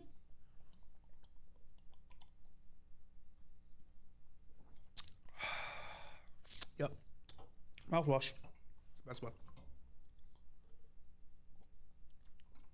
Let madness begin. Obviously, Bama's going to win that one. Let's not get crazy. Nope. I've already done that. Stop yelling at me. All right. So Alabama is the one. They are going to take on the winner of 2 at-large teams in very. Do you remember how to zoom in case it's not too good? Nah, screw it. Don't worry about it. Difficult conferences. We got Maryland and Virginia, or West Virginia, excuse me. Playing Thursday at 12:15. Yeah. What do you feel about this one? This is a matchup of 2 teams who are physical, who have beaten some top 25 teams playing in some tougher conferences. Yep. West Virginia, we're going to see their strength of schedule is 4th for West Virginia. They have some guys that can score a little bit higher, or I would say faster pace for them. Their squad this year have been known as a grinded out type of team over the years. Still going to play very physical, going to press and stuff like that, but just playing a little bit more up pace on offense this year than they have been in the past. I like West Virginia in this game.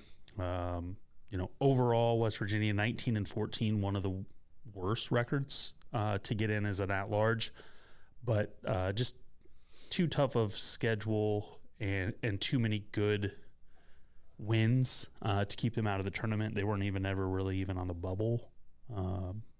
Might have been on maybe one of the first 4 or last 4 in, but there was never really too much discussion whether they were getting in. They got in at a 9. Yeah. So, 8-9, 50, what'd you say, 51%, going to the 9 seed. I just like what West Virginia brings here. I don't think the physicality that is known in the Big Ten is really that's not going to overwhelm them or anything like that. Neither team is great on the road, and neither team has played a neutral site game this year. West Virginia has 1 road win in the Big 12, and I think Maryland had 0 in their last 10 games. So, just one of those things where I see this being a tight game, but I think West Virginia finds a way to pull it out. I agree. This one I can go either way with. I really don't have a problem. Yeah. I would play the odds more on this one.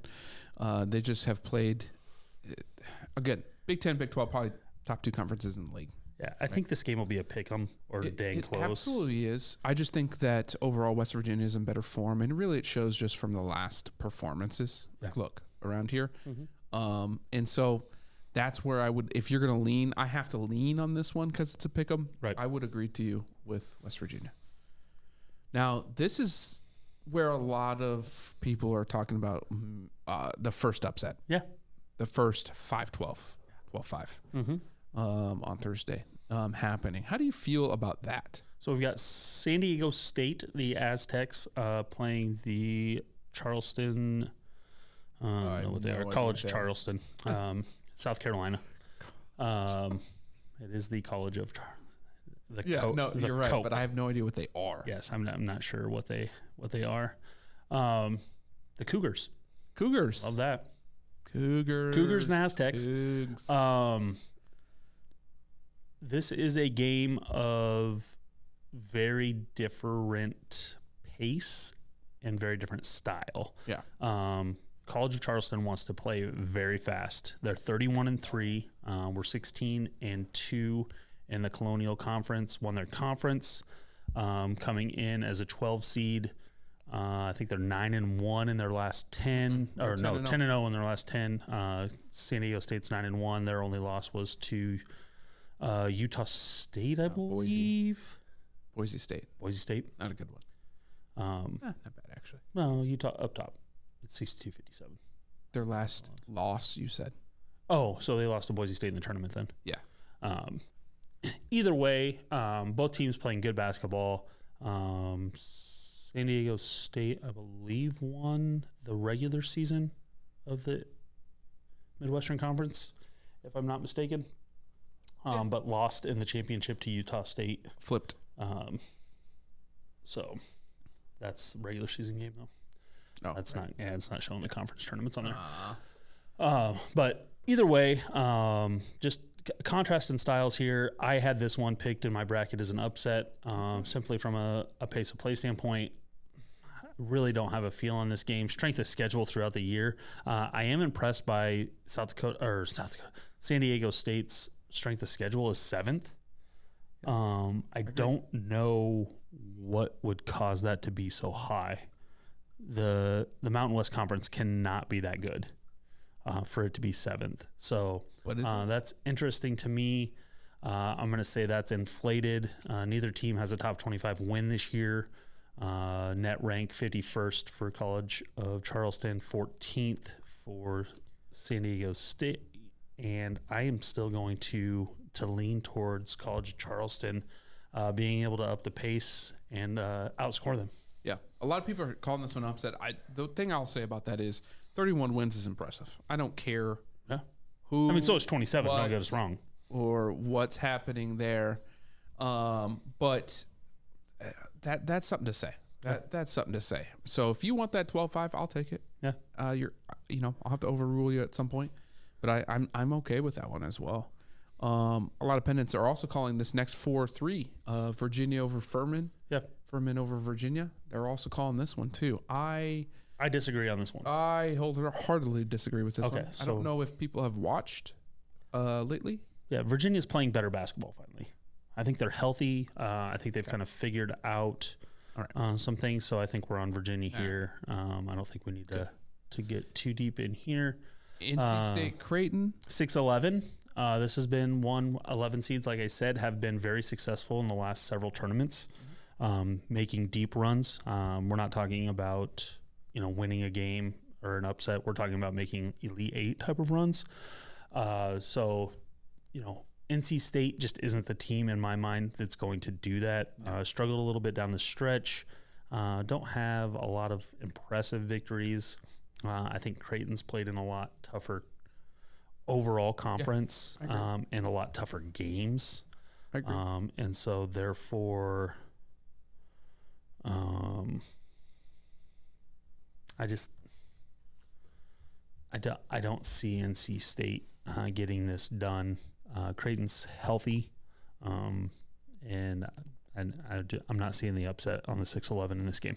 No, I concur in that. The next one, people are calling. I really haven't heard much about Baylor in this one. Obviously, Baylor's going to win this one. Yeah, Baylor's healthy. They're playing UC Santa Barbara. Right. Also, a really good team. Might give them a scare in the first half. But Baylor has all of their pieces back together finally. Their big man's back healthy. Their guards are healthy. That might be some foreshadowing for what I feel about Baylor moving through the tournament. Right. But, I think we've got Baylor running away. Now, very intriguing game here. This one. I like this one. Two really compelling styles, very similar. You have two teams that I think have kind of gotten, Missouri specifically has gotten healthy. They finished 24-9, 11-7 in the SEC.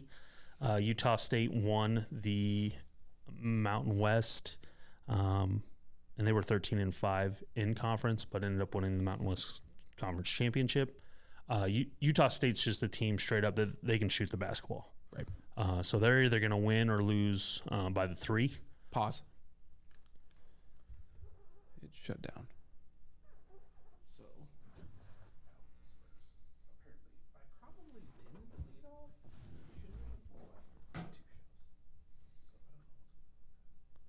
Ready, go. When did it shut off? Do you know? Just within the last 30 seconds. I knew you were watching it, so that's why I wasn't sure. Yeah. So we're good now. And we're good. And we're back. Live-wise, we've been here. Missouri was 24-9 and 11-7 in the SEC. Utah State 26-8, 13-5 in the Mountain West. Utah State ran through the Mountain West, won the conference tournament, got themselves a 10 seed. They were on the bubble. It looked like they were going to be last 4 in regardless of championship result, but you never know. Ask Rutgers and Oklahoma State how they feel about that. Yeah, shit. A couple of teams that feel like they might have got shunned a little bit, but Utah State can shoot it. Missouri can also shoot it. Missouri loves to get up and down. 40% almost from 3 for Utah State, 36% from Missouri. So these are two teams. I look forward to a shootout in this one. A tough game for me to call. Kobe Brown is Missouri's stud, actually named after or for Kobe Bryant.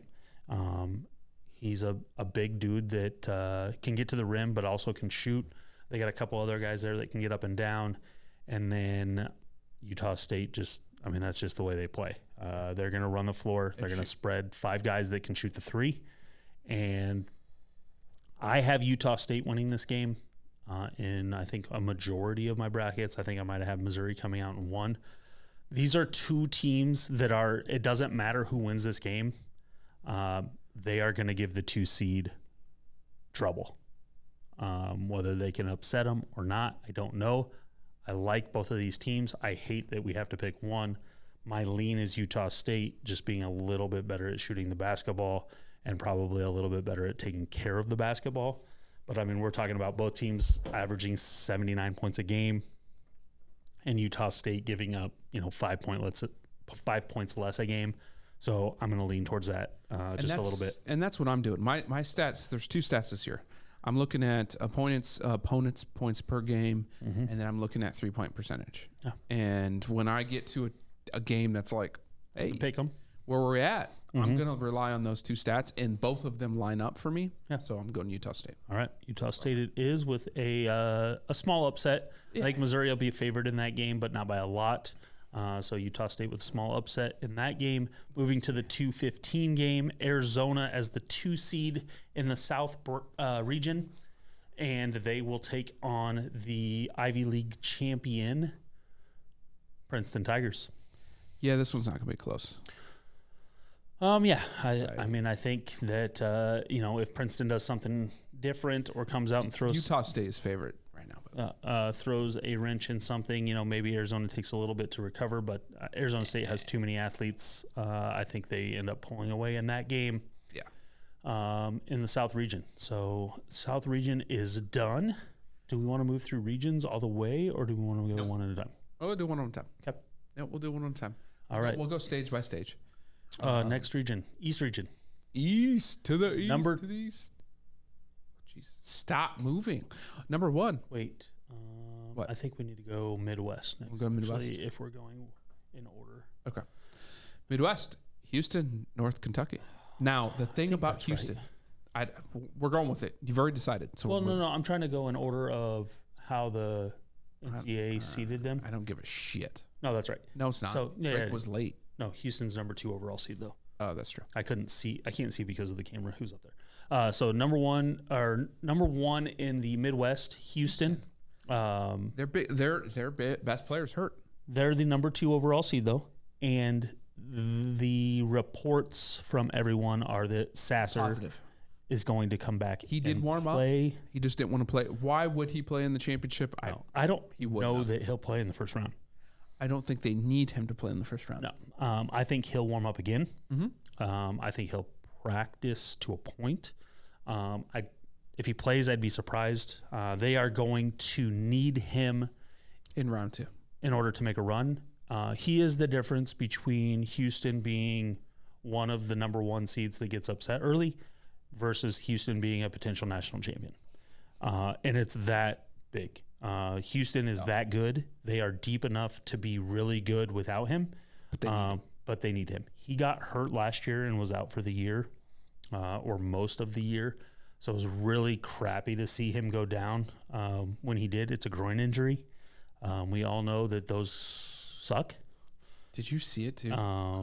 Yeah. I mean, he slipped on the floor. The next day I had to go do, I just decided to do like some side shuffles, and like you just feel it. I had to because I felt like I was hurt. Like I watched it and I was like, I needed to make sure I'm good. Yeah. Let alone him. But so Houston, the 1 seed, they're playing Northern Kentucky. Don't need to dive too deep into that. Houston advancing. This one for the Iowa folks. Yeah. Here we go. First Iowa team in. By the way, there's 3 of them. So 8-9, we've got the Hawks. 19-13 overall, 11-9 in the Big Ten. They ended up being an 8 seed overall in the tournament. Had a chance to be significantly higher had they won their last game and or won a couple of games in the Big Ten tournament. They did not, which has been their kryptonite overall is shooting on the road. They're playing Auburn, however, who is categorically worse on the road than Iowa. However, Auburn somehow, as a 9 seed, against an 8 seed gets to play 2.5 hours from home. The whole Midwest bracket from a like a location standpoint doesn't make any damn sense. No damn sense. So this is the Midwest. First of all, we'll talk about it when we get to the West, but right. Kansas should have been the Midwest seed here over Houston, and they weren't. But however, they're playing in Des Moines in the West bracket. Correct. Make that make sense. Yes. So again, right. I don't know how all of that works. I'm not going to pretend to. However, Iowa, Auburn 20-12, 10-8 in the SEC. Two completely different styles. Iowa 80 points a game, Auburn 72. Iowa gives up 74 points a game, Auburn only 67. Earlier this year, just to give you a little bit of reference, Northwestern beat Auburn 42-40, like very early in the season. 82 total points. So that tells you how, like, what that's Auburn, like that's the right. Auburn. I mean, we can see right here, Tennessee, Auburn, which two very defensive teams, 46-43. This is not the pace Iowa wants to play at. No. And when they do, it doesn't bode well. If Iowa can play in the high 70s to 80s, Iowa's going to win this game. Oh, Lord. I didn't know that, by the way. Yeah, I mean, good. Right. So the thing is Iowa is two very, very different teams on the road versus at home. But so is Auburn. But when we look at shooting statistics, overall, Iowa is a 34% three-point shooting team. Auburn is a 31% three-point shooting team. That's 175th and 321st in the country. The other item that comes into play here is that Iowa's like 40+% at home and like 25 to 27% on the road. So like we're talking drastically different. This is a neutral site. It is. It is. And here's the thing is that Iowa fans, Barstool, Iowa has reached out to Barstool, Alabama. Alabama absolutely hates Auburn. We know how big a rivalry this is in football. To show up, because, I mean, there's probably not a lot of people traveling to watch Alabama play whoever wins tonight and whoever wins the Maryland-West Virginia game. No, I mean, there's going to be some, but, like, there's a much better chance that an Alabama fan base can show up and root against Auburn. So Iowa is pulling from those fans. And Iowa will travel decent. Not great, but decent.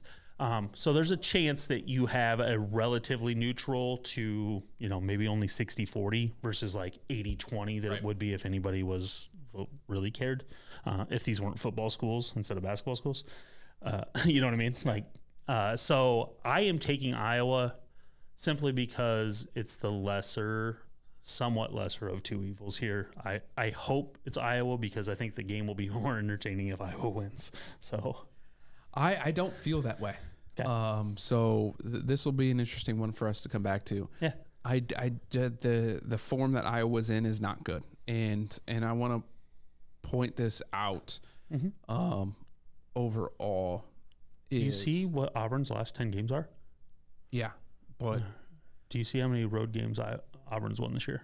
No, I get that, but I don't think the road thing, I don't think that matters. Like eventually they're going to win one? Well, that are they due? Statistics, but also I just don't think away matters in the NCAA tournament. I think that gets wiped out personally. Okay. But the form you're in from taking Alabama to OT, Tennessee, and I don't remember what they did in the tournament, nor does this show us, which is stupid. It was a rivalry game. But all these teams are in, and they've played well. I can't say that here. No, but if you look at the teams Iowa's lost to this year, I'm not talking about this year. I'm just talking about the last 5. That's I'm just talking about in general. And I'm going to agree with you on this, is that Iowa has lost to teams that they should beat. Correct. And beat the teams. So, like, if you look at the top half of the Big Ten, Iowa was like, let's call it 75% winning percentage. And they were like 20% winning percentage against teams like 9-14 in the Big Ten. They've lost to bad teams and beat the good teams. Auburn's not a good team. So That's where my lean is Auburn, until I see how bad Auburn is when they're not playing at home. This could be a really Bad game. bad game. Yeah. Who wins a bad game? I mean, that's the only reason I leaned Iowa, because I don't think either team, unless Iowa somehow gets hot at a neutral site, I don't think either team can give Houston even remotely a game. This team, whoever comes out's losing. The thing is if Sasser doesn't play, There's a chance. Iowa has a better chance of beating Houston than Auburn does. Correct. Because of style of play. But do they get out of it? And that's what all Iowa fans are talking about. That's what all the pundits are talking about is So what's your style? I think either way that we're going to have to agree, whether we agree to disagree a little bit, that Houston's moving on. So that game doesn't really matter overall. And it's an in-state, so we're probably taking Iowa. We'll lean to Iowa just because of being in-state, but I want you to know in every bracket I've taken Auburn. We'll be fangirls. Just like the next game. Yeah. In every bracket, I have taken the one and only Bulldogs. Drake Bulldogs. Now, this being said, we can dive into it a little bit, and not too much overall, because one unknown that Miami has is problem is their big man's hurt. Yeah. Will he be available? If he is, well, we have a little more trouble because our big men aren't. I mean, when Brody's on, he's on. When he's off, he's off. Yeah. And so, the nice thing with Drake is that they actually have a backup center they can go to this year who can give them good minutes. Absolutely. And want to go to my stats that I'm talking about. Yeah. Opponents scoring per game. Clearly, that's an 8.3% spread, and our 3-point percentage is way hotter. And we've been hotter shooting lately. Yeah. And the right people are scoring. So I don't think that bodes as well for Miami as everyone thinks. I think it's very, very hot for us. And a lot of people are picking us to upset them. So they are. Good for us. I think we both agree that Drake is going to move on. I will quickly say, just because it's who Drake is playing, Miami, if they get past Drake, has a good route.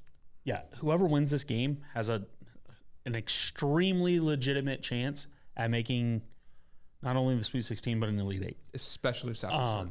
This region is completely up for grabs. It is the weakest region, in my opinion, overall, from a top to bottom perspective. If you want to call it most competitive, whatever the hell you want to call it to spin it. But Miami has 2 to 3 guards that can score. They love to pressure the basketball. If Drake can handle the pressure, Drake can win this game. Right. If Drake can't handle the pressure, Drake can get blown out of this game. Yeah. If the Miami big man plays, it's a huge difference simply because that's another outlet for Miami to go to if Drake's pressuring the 3-point line. Less likelihood of being able to throw a junk zone, anything like that. And also, Drake has depth this year. It's why they've been successful late in the season. They're 8 deep. Yeah. They're able to play 8 guys with trust, and they have shooters, and they have grinders, and they have rebounders, and they have a stud in Tucker. And so all of those things remind me of the Loyola run from 2 years ago. Mm-hmm. Last year, 2 years ago. 2 years ago. And so, that's the optimist in me. The pessimist is that Miami has a chance of making an Elite 8. You're not wrong. If they beat Drake. And so does Drake, though. Yeah, so does Drake. In my opinion. 0% chance we were going to pick Miami. Yeah. Indiana, Kent State. Some are calling this one an upset. I don't see it. Yeah. Someone has to talk me into this one. We can't go in. We do have to speed along. Yeah. We have a lot of games to get through. Right. But I don't see this one personally. If you have a different point of view, stop me. Indiana shoots better, but Kent State can defend. So if Indiana doesn't shoot it well and Kent State is able to get up and down, points per game are about the same. And it's just tough. But overall, I have Kent State in this game. Okay. But I'm going to let you override me on this one because in the last one, I just don't trust Indiana ultimately. No, I don't either. And this is why we talked about this bracket. I also have them losing next round to whoever comes to Drake or Miami. I don't care. Either one. Yep. Right. So, and we'll get to as we go. Iowa State playing the 11 seed play-in game. So we don't. I love Iowa State, regardless of matchup. Mm-hmm.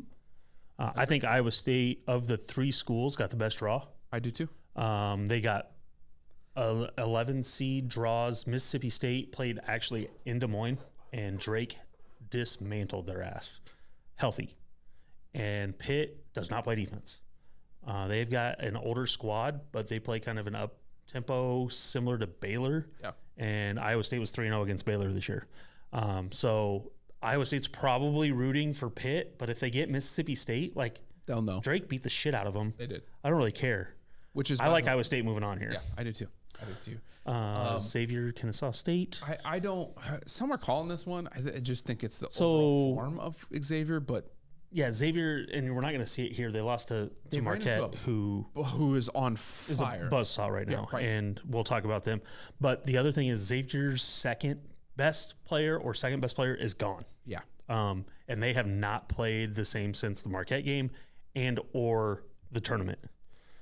And so that being said, it's Kennesaw State.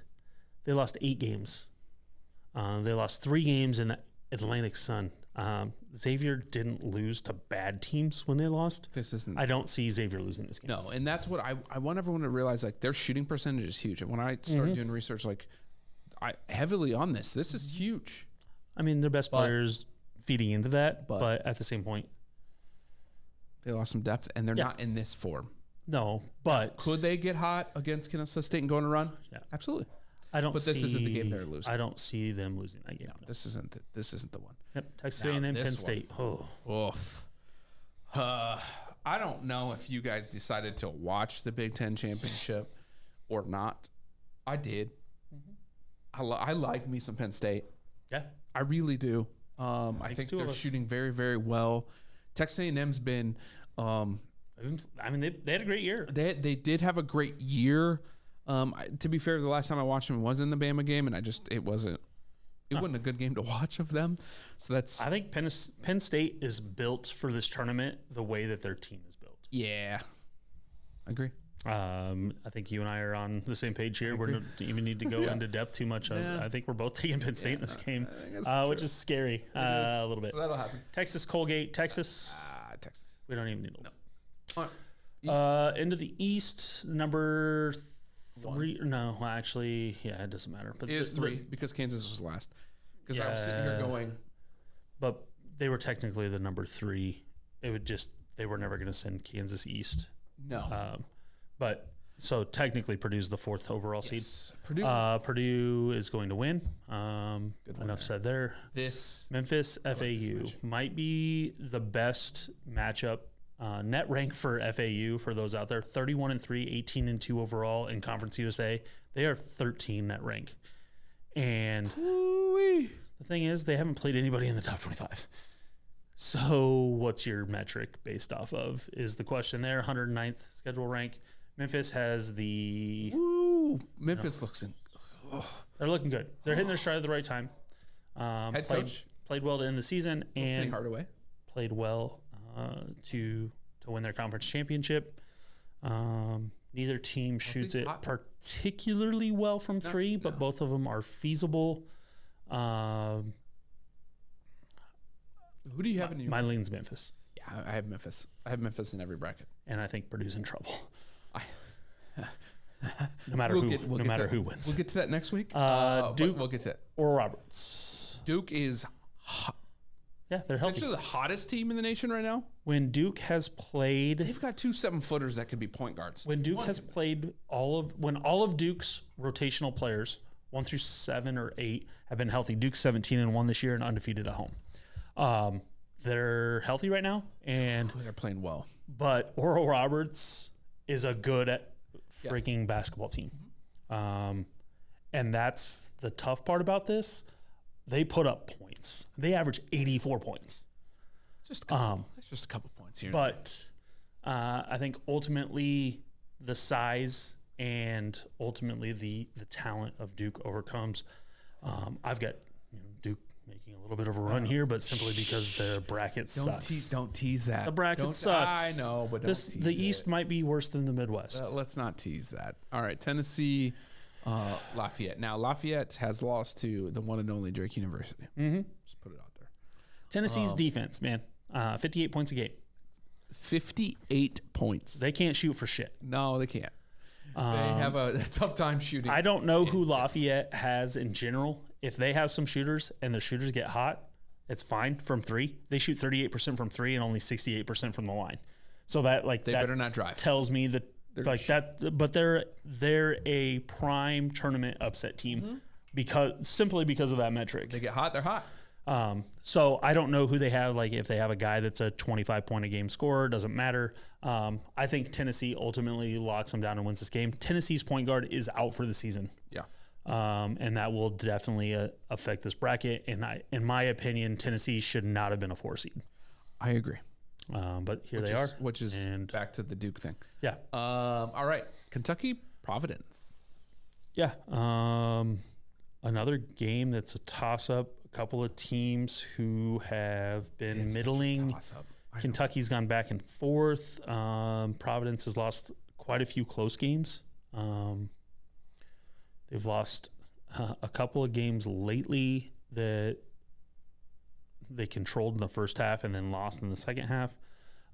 Big East, I think, is a sleeper just overall from a conference perspective. I think there's a lot of good teams in the Big East, a lot of good value there. I don't agree so much with the SEC. I don't trust Kentucky. I don't trust any SEC school. But let's be real. I mean, overall, I've got Providence in this game. It's my one. I didn't have any other 11s, if I'm being honest. 11? I don't either. So this is my 11. Okay.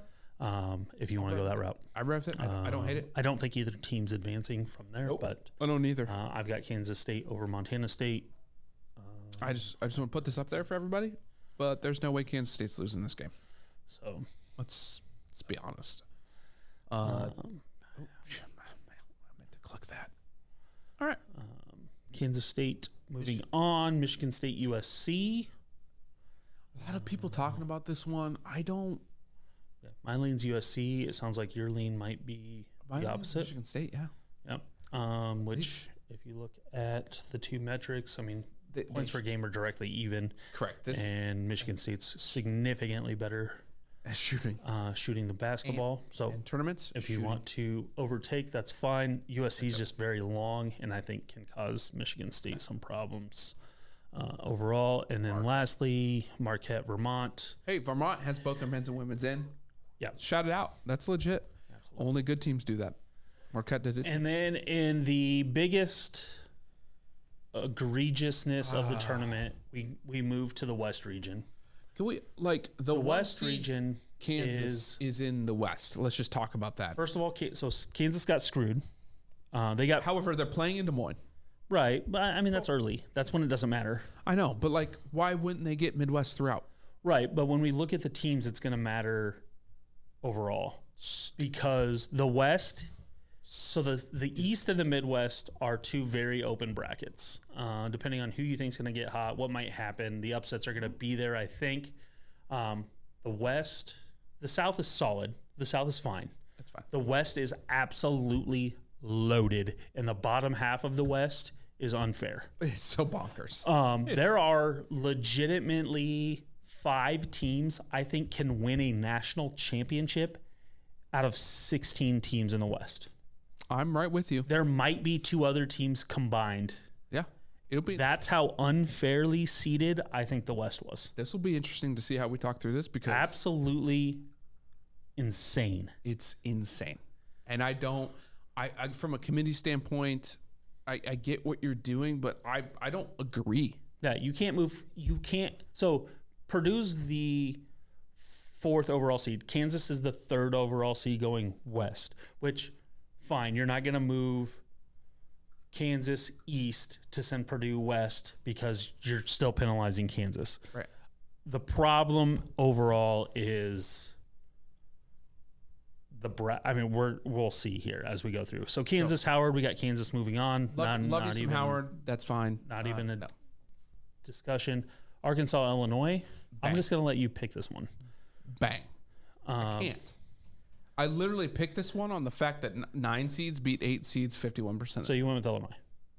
That was literally what I came down to. What's Illinois shoot from 3? 30.9. I mean, they're relatively shit. Neither team can shoot the 3. Yeah. I mean, Illinois got better. some length. They both suck at free throws. This is even. Yeah, this is fine. even. They're even across the board. We'll take Illinois then. I had Arkansas in a couple and Illinois in a couple. It doesn't matter to me. I think Kansas moving on either way. Don't really care. I'm not concerned about Kansas and Des Moines, No. which is why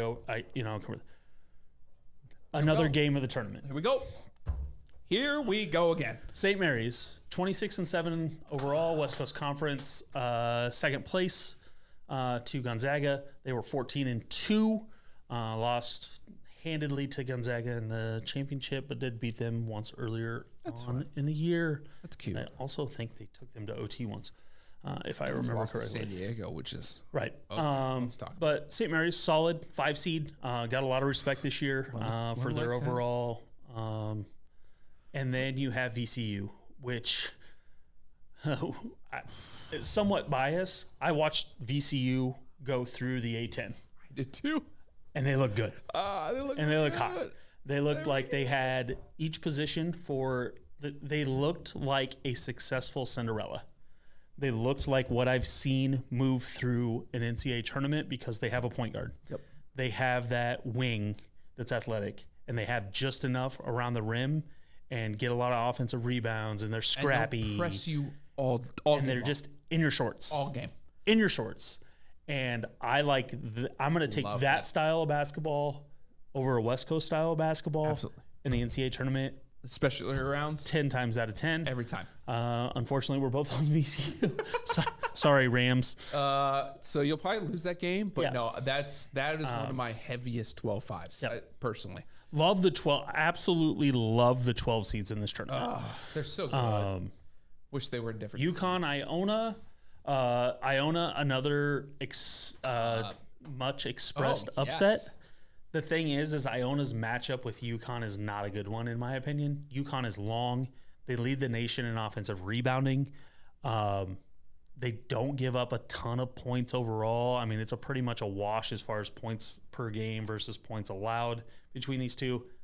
UConn rebounds their misses it's like 50% of the time. It's a stupid It's number. absurd. It really is. But this is my 13 over 4. Like the only one I could think of. And it's because of Iona, and I watched them throughout their tournament. I'm going to have to fight for UConn here because No, you go ahead. No, I'm fine with it. I'm because just my saying, future bracket. Of the 13-4 I had, Yeah. this is the only one I really, really, really felt and saw because I watched a lot of Iona. And that's the purpose for it. But I'm good with UConn. I really don't have a problem with it at all. I think UConn makes a deeper run, so I have to go against that. They can. Arizona State, Nevada. Excuse me. If you're Nevada's in Iowa. Nevada's in Las Vegas. Make that make sense. Arizona State's they're a gritty team for the Pac-12. They're super inconsistent though. TCU is finally relatively healthy. Yeah. I think that Arizona State advances over Nevada, but I think that TCU played in a tough conference, injured most of the year, and they're somewhat healthy finally. I think TCU advances here. I agree. Gonzaga, Grand Canyon. Grand Canyon's sneaky. They don't really play anybody, but they can shoot the damn rock. I mean, both these teams shoot at 38%. Gonzaga just inside is going to dominate Grand Canyon. It was just this one that got me. So overall, Gonzaga moves on. It was that one that got me. I was like, that's absurd. Right. Just a tough matchup. Man, this matchup. Yeah, Northwestern, Boise State. I don't know how long you want to stay on this game. I'm on Northwestern here. I don't have to stay very long, but I want everyone to know it's coin flip. Yeah, I mean, Boise State shoots it well from 3, about 37%. Northwestern's streaky, only 32, but they've got 2 guards that are really solid. I just think that's what I don't know enough about Boise to like defend against. Right. Which is why I've picked Northwestern. I also just think that like Northwestern, like you're in the tournament. They don't get in the tournament very often. They're playing with a chip. They're not like a Michigan State who might be overlooking, or a Wisconsin who might be overlooking. Like they're a team going in. Like we're doing everything we can there to feel like an underdog going into this game. I have no qualms there. And UCLA. Yep. And that's where we sit for now. All right. We will discuss. Let's see where it says halftime. Texas A&M's up 6. Okay. Corpus Christi up 6. So this is where we sit. Everyone, if you want to, I can get it all in there. Check it out right now as our joint bracket. Again, we haven't set the bet against our head-to-head because we still don't know. I mean, we need our to pick brackets the look other game because it's going to happen before our next broadcast. Oh shit, that's right. But I have to really pee. Yeah, that makes 2 of us. Yeah, Quick break. However, we will set our bets after as well as second round. That was really the depressing part of like, let's get through this.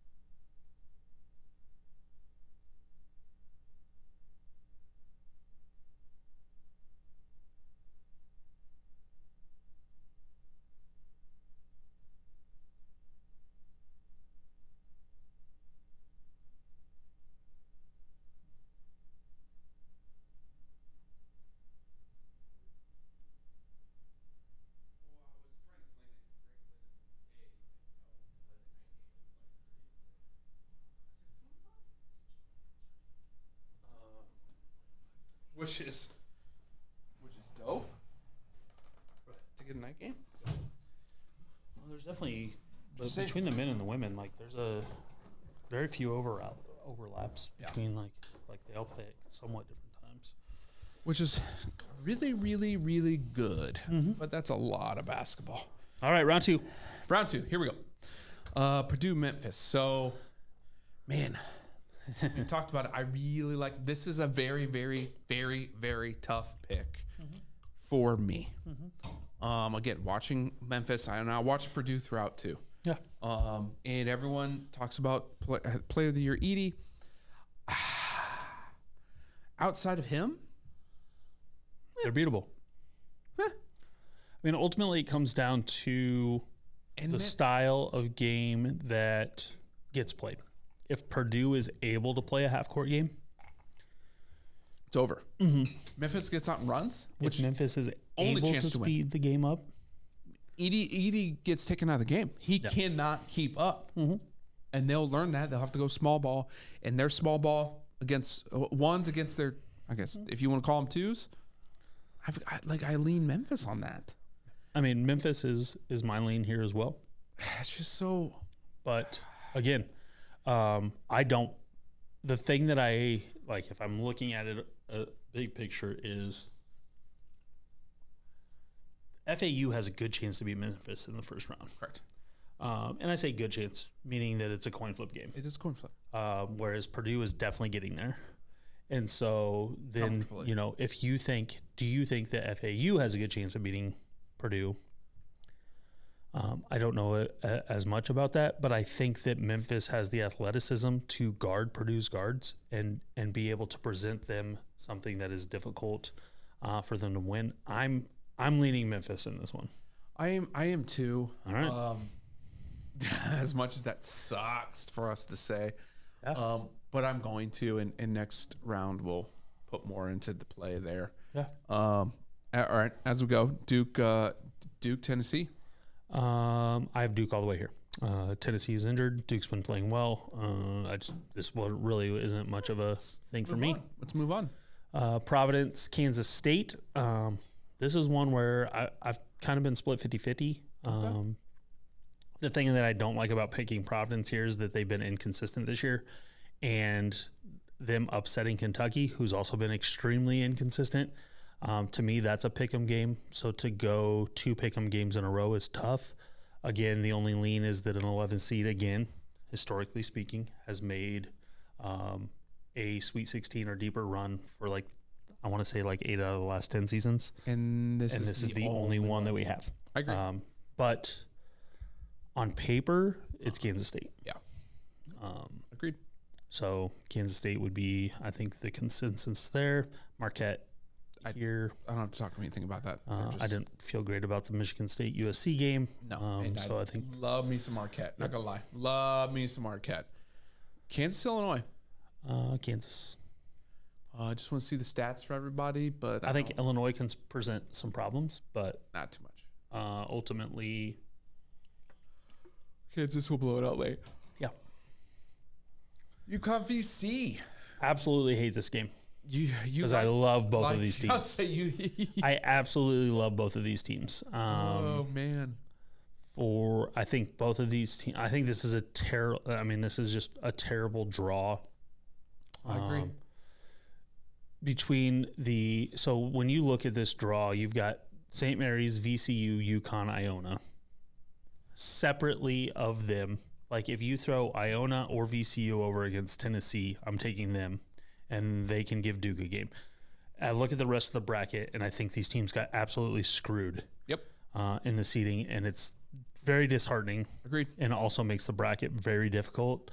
Ultimately, UConn is too much like VCU and has just faced tougher competition that I think UConn moves on. The reason a VCU would run is because they're facing teams that aren't used to it, and there's 2 complementary there. Yeah. So that's where I'm at with it. Yeah. Oh man. I'm big on Gonzaga. Yeah. I think their shooting's great. I think their seniority. If Lampkin was playing for TCU, which for those who don't know is their big guy, I think he could make a little bit more difference in the lane against Timmy. But I think overall Gonzaga is just going to be able to overwhelm TCU for 40 minutes. I agree. And win that game. Northwestern, UCLA, really like UCLA and their seniority in this tournament experience. They have guys who've been there and been successful in this tournament. It's going to bode well. I have them going. Love this matchup. Again, UCLA Gonzaga is a complete sham that those 2 teams have to play each other that early. And Kansas and UConn, I think 4 of the top 10 teams in the country are in one bracket, and I think it's bullshit. Yep. Just to reiterate. I literally will agree with you, and usually when we agree, the opposite happens. Right. So buckle up, folks. We're going to end with the number 1 seed, giving them their props at the end. So Houston, Iowa. If Houston's healthy, I think they definitely win, and I think it's a 50-50 game. Why does if they're not this sucks. Healthy. This sucks so bad about it. Because Iowa's so streaky that if they shoot well in game 1, they're staying in the same place. Then they can shoot well in game 2. And it's Iowa's best chance to advance. It's the best 1 seed that Iowa matches up with. So I love the matchup if I'm a Hawkeye fan. Correct. For as crappy as I played at the end of the year, I have a chance to make a run unexpectedly because of my draws. Yes, absolutely. I'm playing a team that is not playing well and does not play my style in round 1. and I'm playing the worst of the 4 1 seeds if they're not healthy in round 2. And he's I mean, he's not gonna be 100%. Let's be real. No, You but don't I come back mean, from pull if he one. doesn't play in round 1 and then is there, ultimately, I think I take Houston. I do too.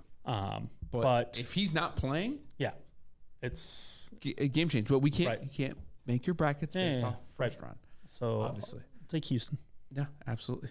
One of my brackets, I for sure had Drake, Iowa. Yeah. I just want everyone in the world to know that. No doubt, as did I. Drake, Indiana. I like Drake, and so do you. Lord. This one, and I really like this matchup. Like Yeah. I don't. A lot of people won't talk about it, but it just this one matches up very, very well. I don't like when teams that I like also the stats speak for it. Yeah. Because it feels like a double jinx. It does. It does. It but does. absolutely, I'm on Drake in this round. I probably like Drake versus Indiana or Kent State better than I like him against Miami. It's just one of those things. I think either Drake or Miami gets to this point. Yeah, and I will say if it's Iowa Drake, yeah, let's go. let's go. I'm not. That one would be a very interesting one as well. So I don't know why we got rid of the Big Four. Seems really stupid when all three are on the same side of the bracket. Iowa State Xavier. This one's tough. I like Xavier. I just like them as a team. Yeah, but I mean, do you like them without Finkpine? No, I don't. And Iowa State's figured out and figured themselves out. I mean, I've got Iowa State here all the way. I do too. But I'm just letting everyone know I like Xavier. I'm just saying. If Xavier was healthy, they're Baylor on the other side to me on this side. Run it. And they're, like, I loved the 3 seeds until he was hurt. They are not the same team without him. No, they're not. Unfortunately. It's really sadly not close. Yeah. This one's going to come down to, again, another Iowa situation. Is Penn State streaking hot? Are they shooting from 3 or not for me, personally? Yeah, but, I mean, also, like, they match up well with Texas. They do. And I don't know, what's the shooting? I mean, the scoring rate is similar. Penn State doesn't score at quite the rate Texas does, but as far as shooting, I mean, obviously threes. Penn State is significantly better. And I just feel like they know like Penn State right now knows their identity. Granted, Texas just ran through the Big 12 tournament. Ran through it. Made Kansas look like little. And they have some athletes children that Penn State does not have. Let me be very clear. I have a very difficult time picking against Texas, but if anybody is going to beat them, it's Iowa State or Penn State. I mean, I think Texas is who we're moving on here. Let me be very clear, though, that if this ended up being a Penn State 11 seed matchup, it would not be that surprising. No, and I'm not even surprised. That's how bad this. Like I say, bad. That's how competitive this bracket is. And I wouldn't be surprised if they beat them, but I cannot go against Texas the way they've been playing. They've been playing well through Kansas. Don't disagree. This situation's a little different conversation. That's a different week. Mm-hmm. All right, now to this side of the bracket, which there's a bracket I have that doesn't have one seed going to the Final Four. Oh. And I have a lot of 2 seeds. I like a lot of the 2 seeds. There is just there's just some seeds that aren't 1 seeds that I think can happen. I still don't trust Bama. I really don't. Yeah. I really don't. Honestly, my thing with Bama has nothing to do with basketball. It's 0 to do with basketball. I thought the same thing, man. So my thing with Bama is they can win the first game and they can win the second game possibly. Yep. And if they do, that's fine. After that, the thing is there's no history. They're not basketball. There's no history, but 2, like it or not, the Brandon Miller situation is going to come back into the spotlight once you get to the Sweet 16. Uh-huh. And when this came into the spotlight to begin with, Alabama struggled. They got over the hump and through the SEC. What was that again? What was the situation? Well, there was a man who brought a gun to another man who shot a person. Well, and that man allegedly, and by allegedly, I mean, I'm not even going to get into this because you just read the text messages. He knew exactly what he was doing. Just saying. But the thing is like they're going to have to answer questions in the national media, And that's not comfortable for anyone, let alone an 18-year-old kid trying to win a national championship. Nope. The thing that I don't like about this for Alabama is that West Virginia is exactly the type of team that Alabama wants nothing to do with. Not a chance. Not a good matchup. Not a ton of people probably saw it. Oklahoma, who for those scoring at home was the worst team in the Big 12, ran Alabama out of their own building by 30 points when they played earlier this year because they out-physicaled, outran, outshot, out-hustled, out-everythinged Alabama on that Saturday. Can you say that Bama is the most pro-type team? Absolutely. And what usually happens in the pros? If you don't make shots, you don't win. And defense, and you can get bullied, I mean, right? the thing is like you can get bullied. Bama blocks a lot of shots. Bama does a lot of athletic things. So athletes. They offensive rebound well. Right. They shoot the three well. They shoot the three a lot. Sometimes they shoot it well. Thank you. They run the floor. They have a lot of possessions. They are They are a very fancy one seed who wins a lot of games and has the best player in the country. They have the best player in the country. But guess what happens when you get in their face? And West Virginia, win or lose, we'll get in your face. They're going to be in your shorts at the end of the game. And I'm talking literally you're walking through the handshake line. If you get a chance to walk through the handshake line, they're still in one leg. That is not a team that Alabama wants to see. Alabama is rooting wholeheartedly for Maryland, and it's only because Maryland won't get in them as much. Maryland will, but they can't to the level of West Virginia. They don't have the depth. And the other thing comes down to how is this game refereed? If they allow West Virginia to physical Alabama, that is the one thing that Miller is not comfortable with. Oklahoma made him so uncomfortable. They were never in that basketball game. West Virginia has that potential. I cannot pick a West Virginia team who is quite possibly the streakiest team from half to half in the history of college basketball. Not to mention the fact that they can get in foul trouble. Yeah. But Alabama is not a guarantee to advance in this game. They're not. This is a 60-40 at very best Alabama game. Probably more 55-45. Yep. But I do think Alabama finds a way to get to the Sweet 16 where their next opponent is amazingly easier. That's in my opinion. This is their hard game. I mean, even if they face Virginia, who's very similar, I just don't think that they just don't have the chip that West Virginia does on the shoulder from a defensive perspective. No, and from a this standpoint, Charleston, Virginia. Yeah. Who do you have in this game? I do have Virginia. And this was more of a hedge thing, by the way. Yeah. Is that I think Virginia and San Diego State, I like Virginia better. And so if that so happened to happen in a 12-5 matchup, I'm writing Virginia to go next anyway. I think whoever wins the 12-5 game beats Virginia. Okay. Well, that's a tough one for us then. Yeah. All right, let's look at some stats. Again, a lot of this year, by the way, for the first year ever. We're going to roll with stats here. I'm going 2-0. I'm going defense, and I'm going threes. And Virginia's been playing better down the stretch. Then they've kind of found exactly what where they want to play. They're scoring a little bit better than they normally do. So, we can roll with Virginia here. Okay. All right.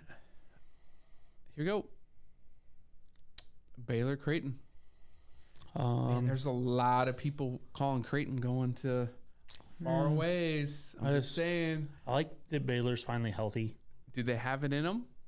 I don't think so. I think Baylor's healthy enough and deep enough. I agree. I think the matchup situation for Creighton, that their bracket draw, not very good for how they play. And then we get to the final matchup. Utah State, Arizona. actually surprisingly more difficult. If you look at this game, you would think that these two were flipped. I know. Because if you go through strength of schedule, points allowed, everything like that, you would think, oh, Arizona's the higher of the two. They're not. They do score more points. They give up slightly more points, so the differentials are minimal, 9 to 10 points type of thing. Utah State slightly outshoots Arizona overall. Arizona obviously more athletic, better around the rim, and more just a deeper team overall. But if Utah State gets hot, this is a pick'em game. Even in a 10-2 matchup, this is a pick'em game.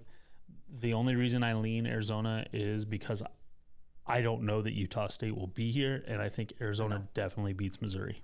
Yes. And so that's where I went with this one as well. Yeah. We'll hedge and go Arizona. That's exactly what was that. So there we go. Very chalky in that side. There we are. Just give everyone a final look-sees of that. But hey, it does not start. It has already started. Yeah. The madness is live as we speak. We got Texas Corpus Christi up 6 right now with 15 minutes left against Southeast Missouri. Love this time of the year. Yeah. Not a basketball guy, right? Mainly because I was only brought up to play JV, and by play I mean practice against JV and varsity to be physical. Don't have the height, but I do enjoy some basketball. I do enjoy this time of the year. The madness of it all gets everyone excited. Yeah. Can't wait for the buzzer beaters. We know there'll be a couple. There's going to be a few. There'll be some upsets. There's going to be some type of run as well. As we finish brackets here this week, obviously do tomorrow evening type of thing. The heartburn is going to be high. It's going to be high. So with that being said, though, what's our head-to-head bracket? What is the bet? What is the wager on our head-to-head that we have no idea? I mean, we've talked through it where we feel. I mean, I think it's weekly. I think it's just weekly. You want to do weekly? Yeah. I mean, I think that just makes sense as we advance. Shot per week. Here we advance within the bracket. Okay, so this is week 1. Mm-hmm. Week 2 gets us also all the way to the final 4. Right. And then we got the championship. So do we do 1, 2, 3? I mean, I think just if we're going to continue golf, I think we just do one a week for the just one a week. Yep. Okay, you got to double it for the final 4 and championship, though. I mean, I think that we can look at as we get closer, if we have higher seeds advance or anything like that, like we can condense a little bit more. Yeah, some side bets. So, all right. A shot a weekend. We have no idea each other's bracket as we sit. Now we have a lot of brackets, so we kind of need to submit that. By the way, Wednesday night. Did you fill that one out? Where did we send that one? I sent one on CBS that's just for the Goonsquad. Did you fill that one out? I filled that one out. All right. We'll just use that one. That's the one I figured we would use. Good. I'll have access to it. We'll bring it up, and we will see you next week as we speak. Watch a lot of basketball. Yeah. This is the time of the year. Enjoy. Let's The madness has begun. The madness has begun.